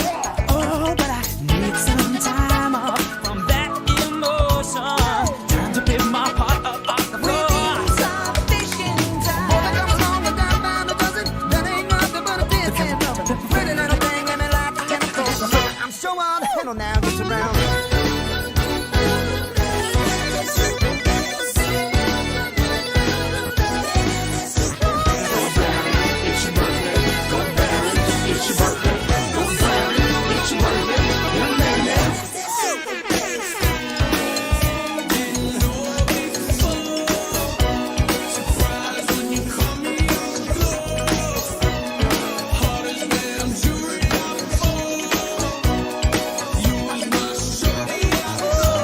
This one is for the boys with the booming system. Top down AC with the cooling system. When he come up in the club, he be blazing up. Got stacks on deck like he's saving up. And he ill, he will, he might got a deal. He pop bottles and he got the right kind of bill. He cold, he dope, he might sell cold. He always in the air, but he never fly coach. Everybody's moving with their hands in the air. I like the girl over there with the long blonde hair, shaking her thing like it's the end of the world. She's looking our way, her and all her girls. That's the kind of dude I was looking for.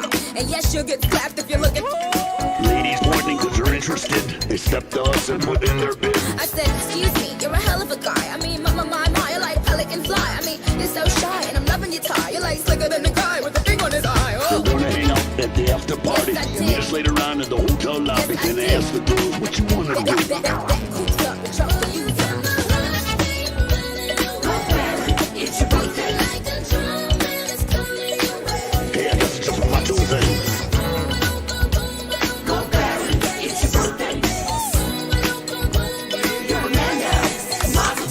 My life, you electrify my life. Let's conspire to ignite all the souls that would die just to feel alive. One last thing before I quit. I never wanted any more than I could fit into my head. I still remember every single word you said, and all that somehow came along with it. Till there's one thing that comforts me, since I was always caged and now I'm free.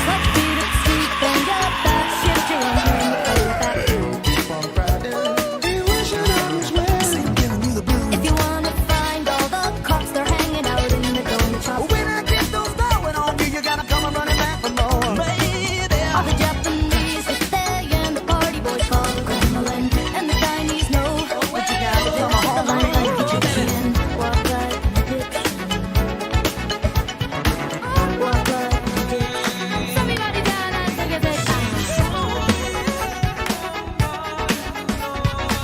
Walk like the Egyptian.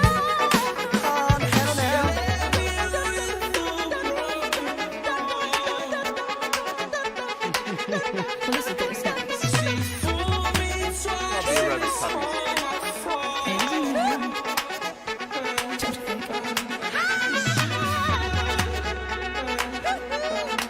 Because I got to have faith. Ooh. Cool. Awesome. Okay. Good. Yay. Now, I do have a list in front of me. So, yes. How many artists did you go getting? Oh, Okay. So many, weren't there? Yeah, so James, how many do you think you got? 1, 2, 3, 4, 5, 6, 7, 8, 9, 10, 11. Cool. So there's a chance of 11 here out of 15. Awesome. Who'd you get? Michael Jackson. Yes. George Michael. Yes. The Spice Girls. Yes. Rush. Yes. Donald Trump. Yes. Bangles. Yes. The Foo Fighters. Yes. Alanis Morissette. Yes. Nicki Minaj. Yes. Post Malone. Yes. Muse. Yes. Nicely done, dude. Very well. So, Thank you. yes. On 18 points there. Lux, was there any others that you thought that you might want to fling over to him that maybe you heard? I think he nailed them. Yeah, he got the easy one for sure. Yeah. Yeah, he definitely, both of you are people who, got much more points than I would have got. I would have got a nice beat. You can dance to it. But no, very, very well done, guys. So, yeah, both of you are accruing a lot of points. They're at 13 and 18 points. So, nicely I've just saw Phil Robinson's just said Randy Savage. Was that the wrestler? Because I thought that there was a wrestler in the middle. The wrestler Randy Savage. I was wondering. Is that Randy? Is that... You know what? I'm going to give you both a point because you both said Randy Savage just then, and he was in both. He's always in DJ Cumberbuns because he's always in there. So nicely done, yes. There were others that you didn't get. Thank you, Phil. There, I think the Black Crows was one that was down there. George Michael said that. Foo Fighters. Squeeze was another one. 50 Cent. Yeah, 50 Cent. I just realised I said 50 Cent, and that made me giggle. Not 50 cents. Have you been seeing those inflation memes? Due to inflation, 50 cent is now $1. Yeah, yeah. Well, that's it. Yeah. Does his name change Economic when he's in jokes? different currencies? Like, when he has to go to different countries? It's just like, his name would be really long if he goes to, Zimbabwe. Oh, dear. Oh, great. Now, Rhiannon, we can't go to Zimbabwe. Fantastic. Oh, well. Can you just stop offending every nation? I would like to be able to travel at some point. Hey, it's a good thing though we haven't played Chrono Loco because otherwise, we wouldn't be allowed to go there. But oh no, I said it.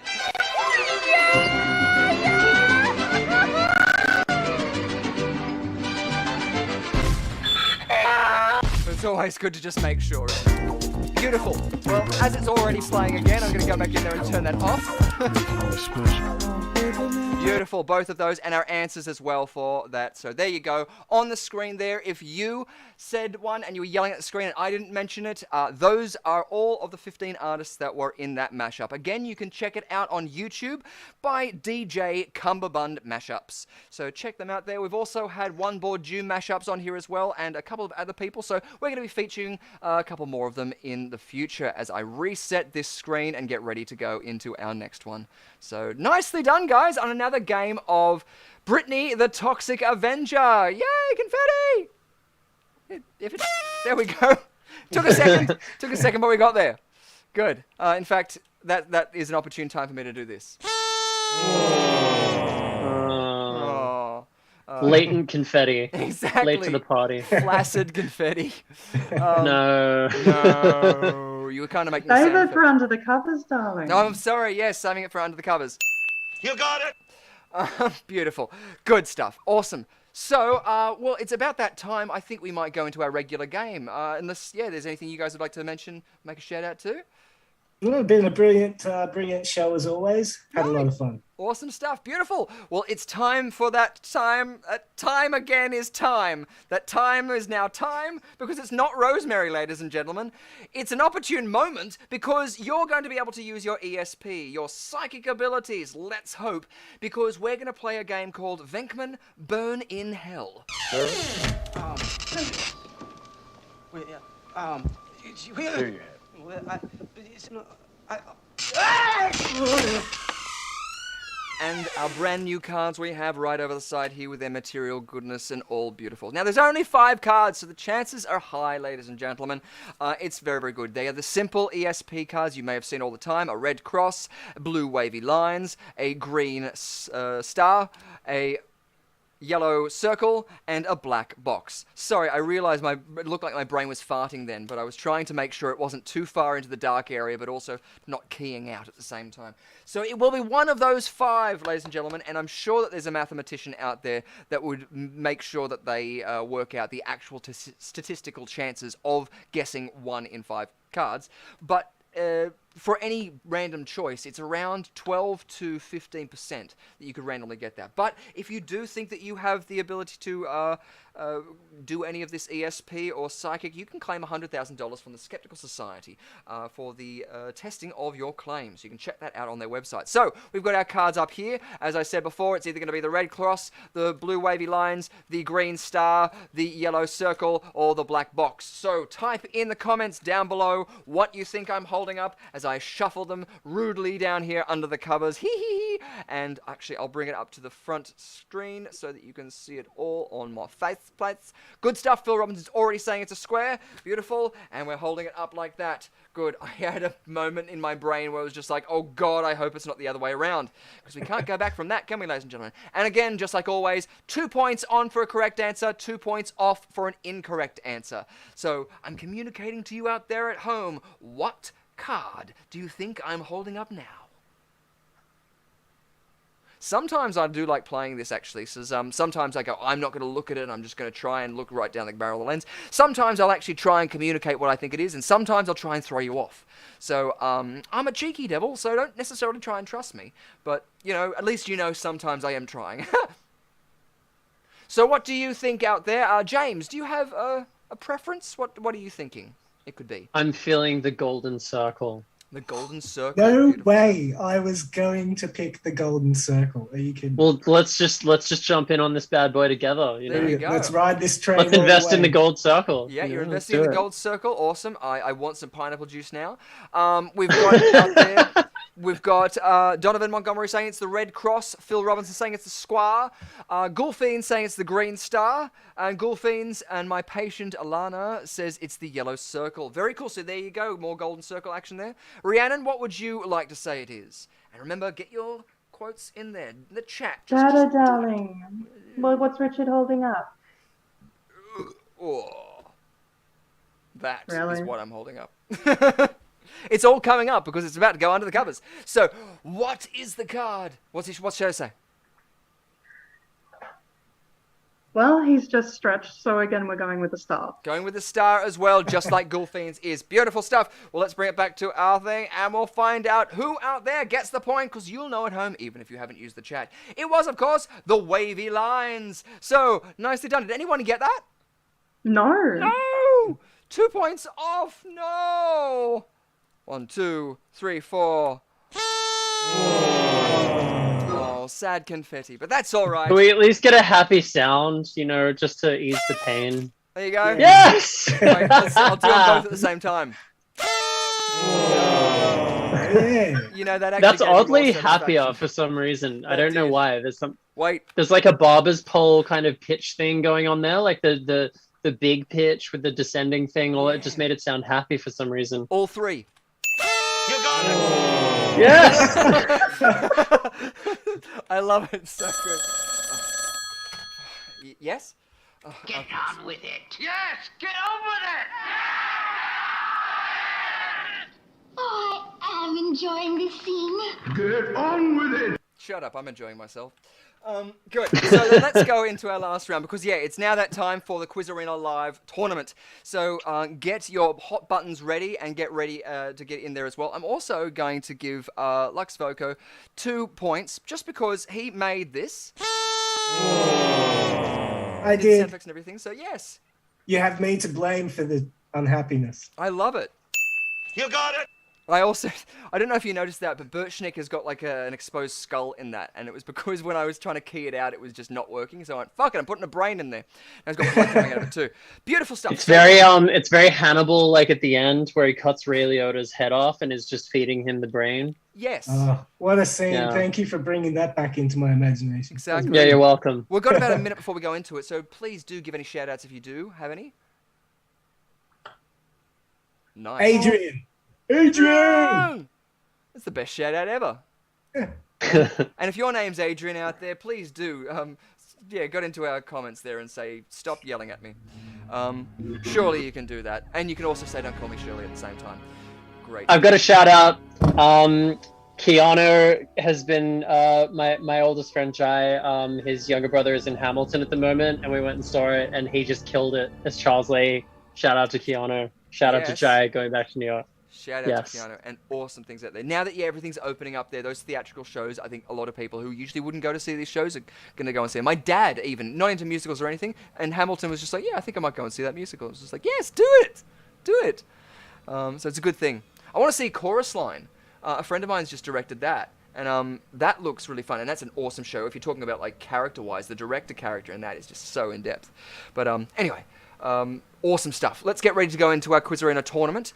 So, ladies and gentlemen at home, if you haven't seen it before, it's our regular game. 10 multiple choice questions to play along at home. Just get into the chat on the side there and put the number into the corresponding answer. So get ready, get roaring, and have fun!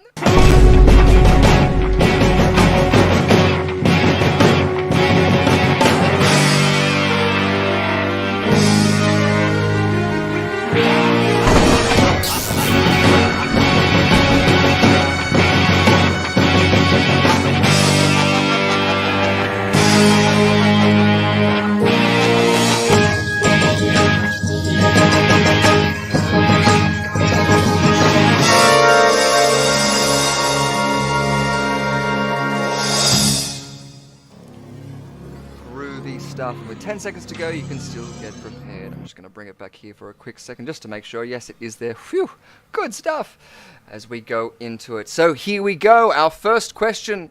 Yay! Have fun and good luck. So, what date does the film Can't Hardly Wait from 1998 take place on? 1. The 22nd of June. 2. The 1st of August. 3. The 17th of June. Or 4. The 11th of July. Get in there on the answers out there. Can't Hardly Wait. It's not one that I have seen recently. Is this one that you guys have seen recently at all, James or Lux? I haven't seen Can't Hardly Wait in so long. I know. It's an old one for me. It's going to be a good guessing one then. That's I guess why we like the multiple choice for that reason. At least that's why I usually like the multiple choice for that. Anyway. Yeah, I was going to say, I'll go with the 17th of June. Why not? 17th of June. What are the options? So the options are the 22nd of June, 1st of August, 17th of June, or the 11th of July. You're saying the 11th of July, Lux? Yep. Quickly? Yeah. 17th of June. 17th of June. Awesome stuff. Let's find out what it is, Rhiannon. It is the 17th of June, which just happens to be Barry Manilow's birthday. And because it took place in 1998, it was his 55th birthday. Barry Manilow's song Mandy was heavily featured in the film. Very, very cool. So there you go. And any, lovers of Barry Manilow out there, the guy who wrote the songs but didn't write that song. So, yeah, fantastic. Into our next question. What number does Becky Icebox O'Shea wear on the back of her jersey in Little Giants 1994?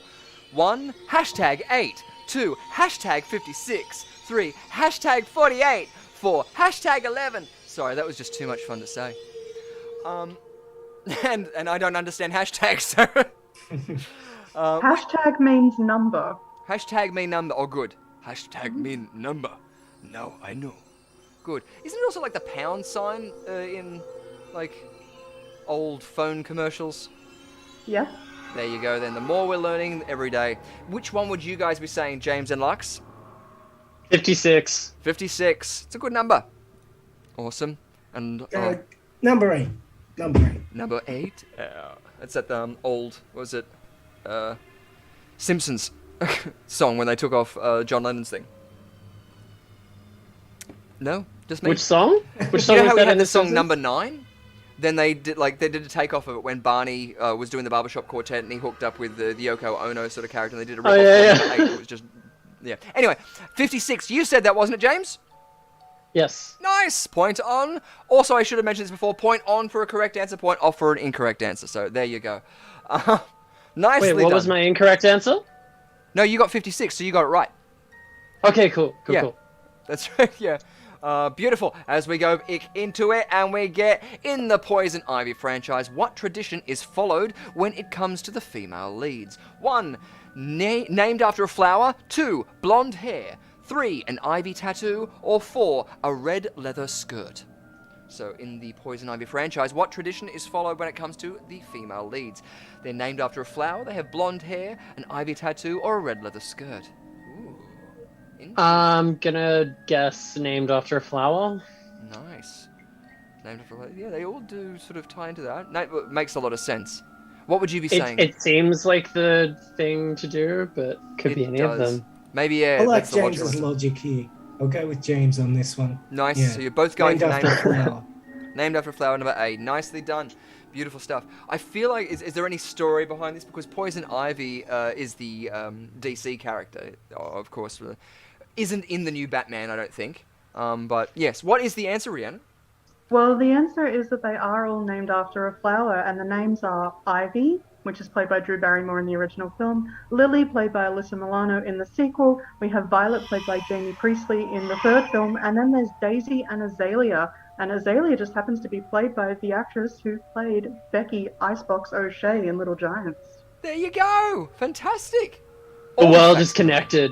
Exactly, yeah, everything, yeah. Nothing's original. But it is a great erotic franchise, so if you enjoy things like Wild Things, go check out Poison Ivy. Beautiful. There you go, recommended here, yeah. Didn't they make a sequel to Wild Things?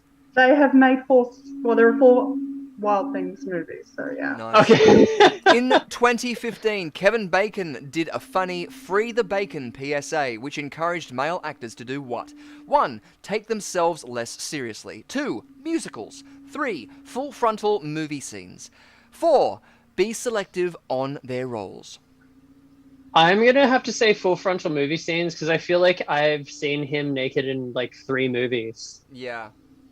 There's like That's Wild exactly- Things, The Invisible Man. Yeah, I feel like he's pretty like That's just right, yeah. comfortable with himself. The Hollow Man, yeah, exactly. Hollow Man, that's right, not The Invisible Man. No, that's all right. I remember seeing his butt in that one, you're right. What would you be saying, Lux? I'm going to have to just agree with James completely because that's the first thing that jumped to mind. How many films have I seen? Well, Kevin there's Bacon's Peter. Bacon. Yeah, Bacon's Yeah. Bacon. Bacon's Bacon. He's Hangling Dangler. Yes, exactly. Spangler Danglers. Oh, you were right, so you both get a point. Nicely done. Yes. Ding ding. I forgot we're playing with points here. You got it. Yeah, that's true. Rather than playing with fire.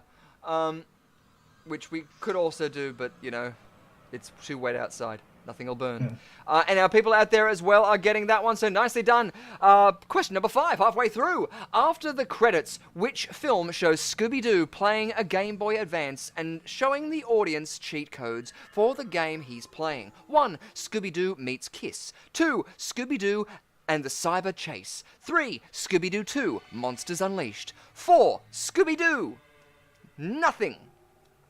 Scooby-Doo, take to the streets. yeah. Just Scooby-Doo. Scooby-Doo. I'm gonna have to say number 3 just because I don't know. It feels like that would maybe the Game Boy Advance thing would tie in with the time of that. I feel like that might not have been a thing in the first one. Oh, yeah. I see what you mean. Yeah, Game Boy Advance. I had a Game Boy. I didn't have the Advance one, though. I had to have that Also, little- I don't know if the credit scenes things, like I feel like when the first one came out, like the bloopers was the big thing to do in credits, whereas like the post-credit scenes has been a more recent phenomenon. Or not Yeah. recent, but you know, like... Yeah, so, who we said? You're saying 3 and, Lux? I'm going to go with 1. Nice. Just because Kiss. Nice. Oh, so, yes, Kiss is awesome. Gene Simmons. Oh, he was... It was number 2. What? He's number 2. Was it number 2? It No, was it's not. Scooby-Doo 2 Monsters Unleashed. And the Yes! game he was Scooby-Doo. playing was Scooby-Doo and the Cyber Chase. There you Aha. go. Nicely done. Question number 6. What was the name of the dog in the romantic comedy Head Over Heels 2001? 1. Hooch. 2. Harley. 3. Hank. 4. Hamlet. Nice. The romantic comedy Head Over Heels from 2001. Oh, I remember it well. I lie. Do you guys have any clues what it could be? I feel like it's Harley, Hank, or I'm gonna say it's Hamlet because I just feel like I don't know. I'm just gonna go with Hamlet. Gonna go with Hamlet. Nice. And Makes Lux, sense. Yeah, you were going Hooch, was it? Yeah, I'll go with Hooch. Hamlet makes more sense because it fits with the theme of the romance. But yeah, I see what Hooch. you mean, yes. Yeah. Is Hamlet a very I feel like Hamlet's not a very romantic. Yeah, I think there was more of a Romeo and Juliet tie in there from the honest thing. Well, I guess Hamlet, it was a prince. He had to be romantic at some points. But what is our answer there, Rhiannon? It is Hamlet. It is Hamlet, so nice. That means James got another point, wasn't it? Mm-hmm. Yes. Nicely done. Awesome. Well, we might be moving towards a Trust Me if it's so inclined. Which we haven't seen in a while, and yay. Beautiful stuff. Good stuff. So, yes, do get into there. Everyone's getting these answers. I think they know it really, Thank really you, well. Mr. Shakespeare. Yes. Donovan, Phil, and Jordan all getting Hamlet there as well. Nicely done. Beautiful. For our next question, question number 7. What was Norman Bates eating when Arbogast arrives at the Bates Motel? 1. Potato chips. 2. Licorice. 3. Chocolate. Or 4. Candy corn. What was Norman Bates eating when Arbogast arrives at the Bates Motel? Potato chips, licorice, chocolate, or candy corn? Again, I really want chocolate now. I feel like it's candy corn, but that's just because they're nice to hold. Yeah, true, yeah. It also feels like candy corn would play into the kind of infantile thing going on, you know, like the but I feel I'm gonna say licorice because I feel like they might have gone for the dark symbolism. Like licorice is probably the darkest thing in that. Yeah. Maybe. I'm just gonna say licorice. From a film perspective, I'd be thinking what would look best on camera. And for some reason, I'd be thinking that candy corn would look pretty fun. But maybe they could have been. But it was in black and white. Exactly, that's what I was thinking, because licorice should stand out. Licorice candy would corn, stand you'd out still in see the three contrast. tones, yeah. Yeah, I feel like candy corn and potato chips would blend in, whereas chocolate and licorice and yeah. So I'm gonna say licorice. Yeah, nicely done. Well, candy corn got it. Does who was that? Did anyone get that? That was Lux. I thought he did. Yes, nicely done. Beautiful. So Was it candy corn? It was. It was candy corn. Crazy. He has it in a little paper bag, and you don't actually get to see it, but Anthony Perkins did say in behind the scenes that he was enjoying candy corn. Oh, cool. You were right, Nick. You were totally on it. Nicely done. What was the first surprised film myself. to appear in over 2,000 US theaters? 1. The Terminator. 2. Rambo First Blood Part 2. 3. Psycho. 4. Die Hard. What was the first film to appear in over 2,000 US theaters? The Terminator, Rambo First Blood Part 2, or I'm gonna Psycho? say Psycho because I feel like after the ratings thing, like it ended up causing a massive stir and a controversy. I don't know. Ooh, It feels like Psycho. It also feels like it ties in with the Norman Bates or Rhiannon's working her magic on me. Yes, she's doing her mystical journey stuff there. Good stuff, awesome. So what would you be saying, Lux? That logic sounds wonderful, but I'm going to just switch it up and go with Terminator. Terminator, nice, awesome Why stuff. not? Because I'd even be thinking that you'd be maybe thinking it's more modern. There might be the chance of more distribution in that. Yeah, definitely. Nice. That's very, very well. Good to see. I'm excited now because I want to find out which one it is. Rhiannon, what's our answer? It was Rambo. Rambo First Blood Part 2. Rambo First Blood Part 2. Oh, dear. Nicely done. I reckon Rhiannon, for Scream 6, they need to get you just to write Ghostface's quiz when he calls up the victims. I reckon you should write that dialogue exclusively. Or you're the next Randy. Oh, I've got to say that before it comes. How long does Steven Seagal appear in the action flick Under Siege from 1992? 1. 53 minutes. 2. 41 minutes. 3. 39 minutes. 4. 29 minutes.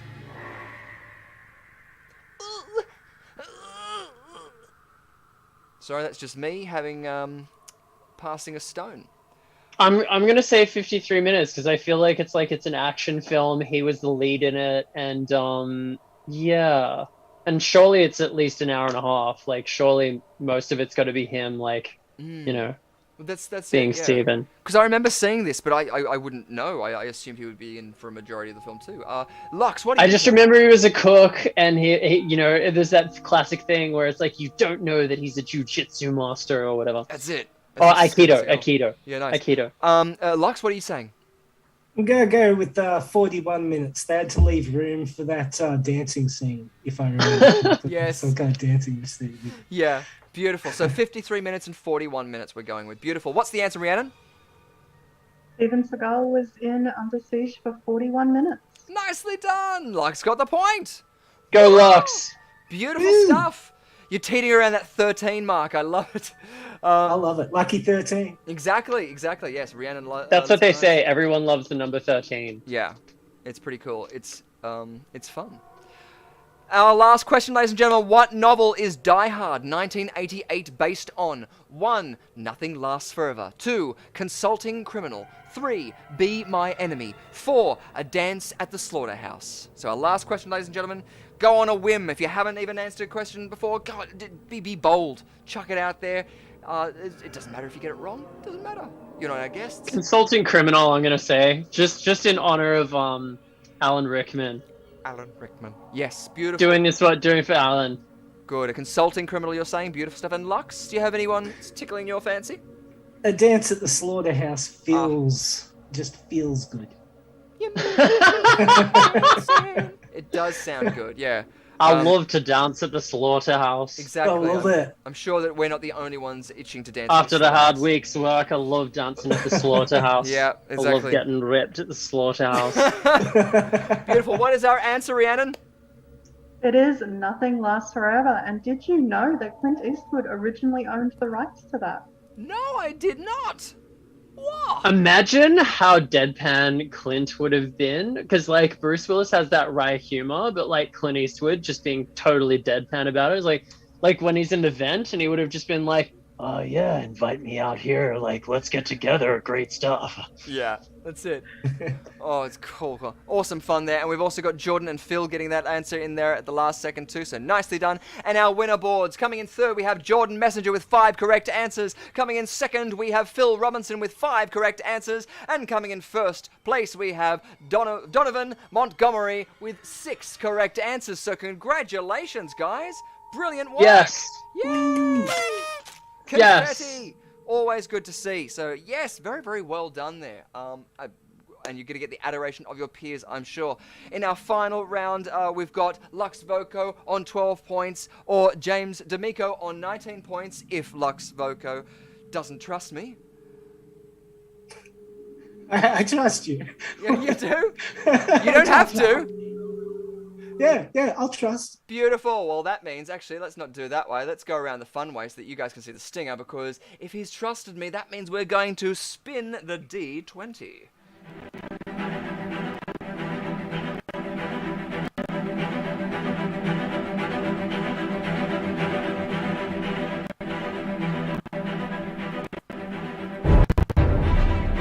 I love how jittery that is. It's like still rendering. Yeah, it's just like spluttering its way through, really bad.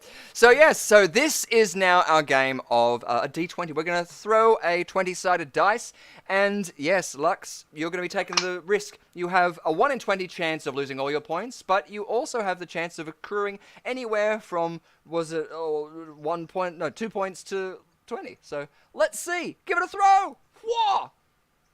Hey, look at that! Oof. You got 19 points. So Lovely. very well Look at done. that. Let's come on back here. Wow, nicely done. 1, 2, 3, 4, 5, 6, 7, 8, 9, 10, 11, 12, 13, 14, 15, 16, 17, 18, 19. Nicely done. 31 points. Ding, ding, ding. Nicely done. Please do correct my math, because I was literally just having to press it like that, so I might have done it like that. But yes, we've got that. I kind of feel a little bit bad now. James, you can also have a trust me if you want to as well.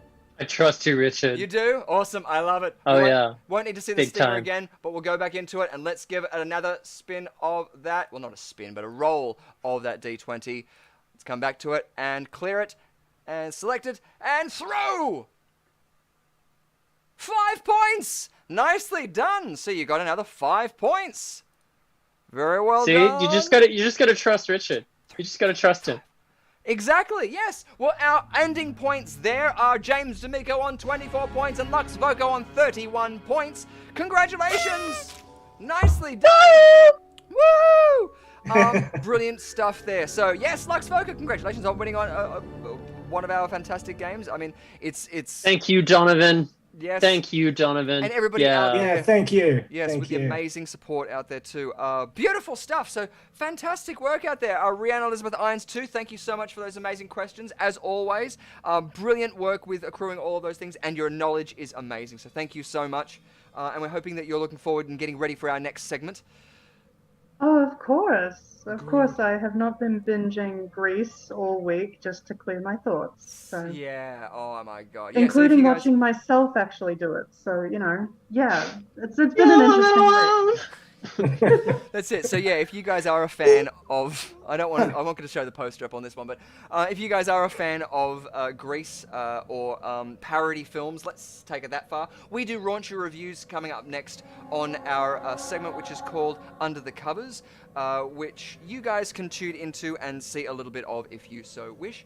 After this, if you are a Patreon subscriber, so you can jump on over there after this. The link is down in the bio below there. Beautiful. So, well, thank you so much, James, for coming along again. We finally Thank got you, on Richie. again. So we'd love to have you on Mick. again. Thank you, Rhiannon. And please, I'd love to come back. Yes. Where can people We'd find love to have you. Where can people find you, James? Just join me on Instagram. Just James D'Amico. Just my name. You know. Beautiful. Just punch it in there. The good old @ Or my name on any streaming service or whatever. You'll find my music. You know. Yeah, give it's him a all like up there. and subscribe and a follow and a little comment saying he's amazing, because it's absolutely brilliant work over there. And Thank you, awesome Richie. stuff. Anytime. And thank you too, Lux Voco. I mean, always a pleasure, and love seeing your work. And again, where can people find you? At Lux Voco or behind the dumpster on Park Street. No. Still turning Oh my tricks. god, are you the guy from Mulholland Drive? You're the guy behind the dumpster? Yeah. Yeah, the amount of people that you know. Yes. Oh, beautiful. Always turning tricks. But thank you so much for having you on here. It's been a long time coming, and it's so good to have you on here. And we'd love to have both of you guys on at any time. And hopefully we'll be having a special event soon where we're having an escape room where you'll be hopefully helping us out. And we won't be relying completely on Rhiannon Elizabeth Irons' mathematical prowess. So, yeah, I'm sure you'll be loving that, Rhiannon. It's just like, yes, please get more people in. No, you know what? I was so damn proud of myself for doing all that mentally that I am ready to take it on again. So I will even get rid of the calculator for the night. I will do it all. Nice. She's throwing it away. Love it. Yeah. We'll also, too, for you guys at home, we'll give you like a sneak peek at just some of the under the covers things for a little bit of a teaser so you can see. Yes.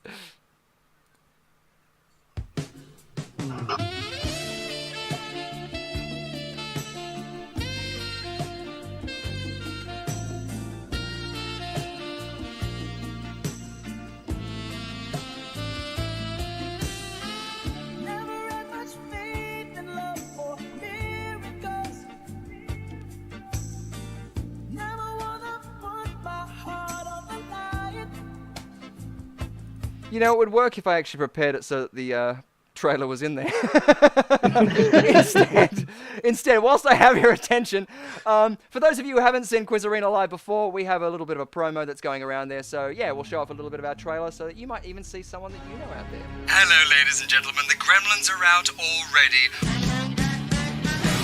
And welcome to another Thursday night of fun, frivolity, and games. And of course, prizes. But I can't do this alone. I need some help in this wilderness out there. So I've roped in some people to help me. Woody's here. Michael Gosden. Piotr Wazalowski. Rachel Wiggins. Thank you for having me. And what an amazing intro, by the way. David Callan and returning champ Rhiannon Elizabeth Irons. Everything has been solved in my life. Great, thanks. It's been really good paying you. See you later. Bye. Yeah, there we go. And that was David Cameron. Everything you want, like every guy wants to be him, every girl wants to be in him, but you know, whatever. It's just universal. Robert Wood. Hello. My favorite Hitchcock film. Oh, really fantastic. Nice. Roger Scott. Hi everyone. Thank you. Cameron Dunn and Daniel Gorski. the intro to a film and the outro to a film. Like guessing the lines in the song? Well, if you have any other facts, then you can definitely get points. Vincent Parfit. Cool. Beautiful. No, it's a good way to go. Puppeteer Chris Hardy. And I looked at my girlfriend and I said, what do I do with this? Comedian Yanni Giussolo. Important to give us the context, otherwise we can't really interpret. Pujo. Oh! Nicely done. Hailstones are giving you broken ribs. My God! My God! That's it. Can you name all of the Care Bear cousins? I didn't even know they were cousins. Nelly Toulouse-Lautrec. Here, let me stand on this stepladder. It actually changed my life. My anxiety.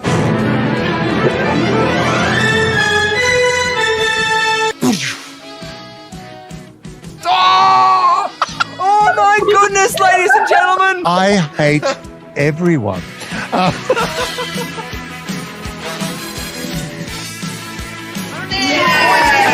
Cheers, my dear. I'm glad I could satisfy you in such an easy way. safe for the internet, and these balls are safe for the internet. My balls also quit. Rhiannon has lost all of her points. I've got a very important message for the audience. You're fantastic. Look, you can't write comedy like this, ladies and gentlemen. Beautiful stuff. So yes, that's a little bit of a trail around there. You might be seeing run around there. And I think I may have found the other one here. Is it here? Let's double check. Let's try this one. What happens under the covers doesn't always stay under the covers.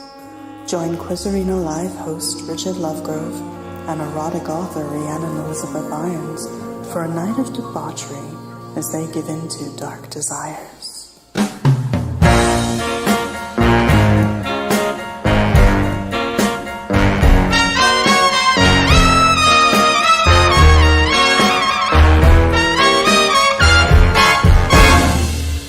So you can tune into that right after this, ladies and gentlemen. But it unfortunately has come to the end of another Quiz Arena Live. So please join me in thanking our guests. Thank you so much, James. Thank you so much, Lux. So lovely to have you here again.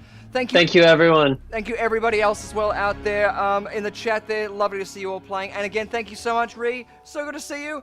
And we're getting ready. Get your crop out. I'll have to run upstairs and get it. Actually, you know what? I'm actually going to take you guys to bed with me. Ooh, there you go. So yeah, now if that doesn't make you want to subscribe, like nothing will. We definitely get under the covers. And this week we're going to be reviewing Grease, the XXX parody. So in our raunchy reviews. So get on there because it's always hot under the covers. Exactly. Awesome. Thank you so much, guys. Lovely to see you again. Beautiful, and that's it all from us here at the Quiz Arena Live. We'll see you again next week, same bat time, same bat channel here on YouTube. Thank you so much. See you again. Ciao. Auf Wiedersehen. Yeah. Bye.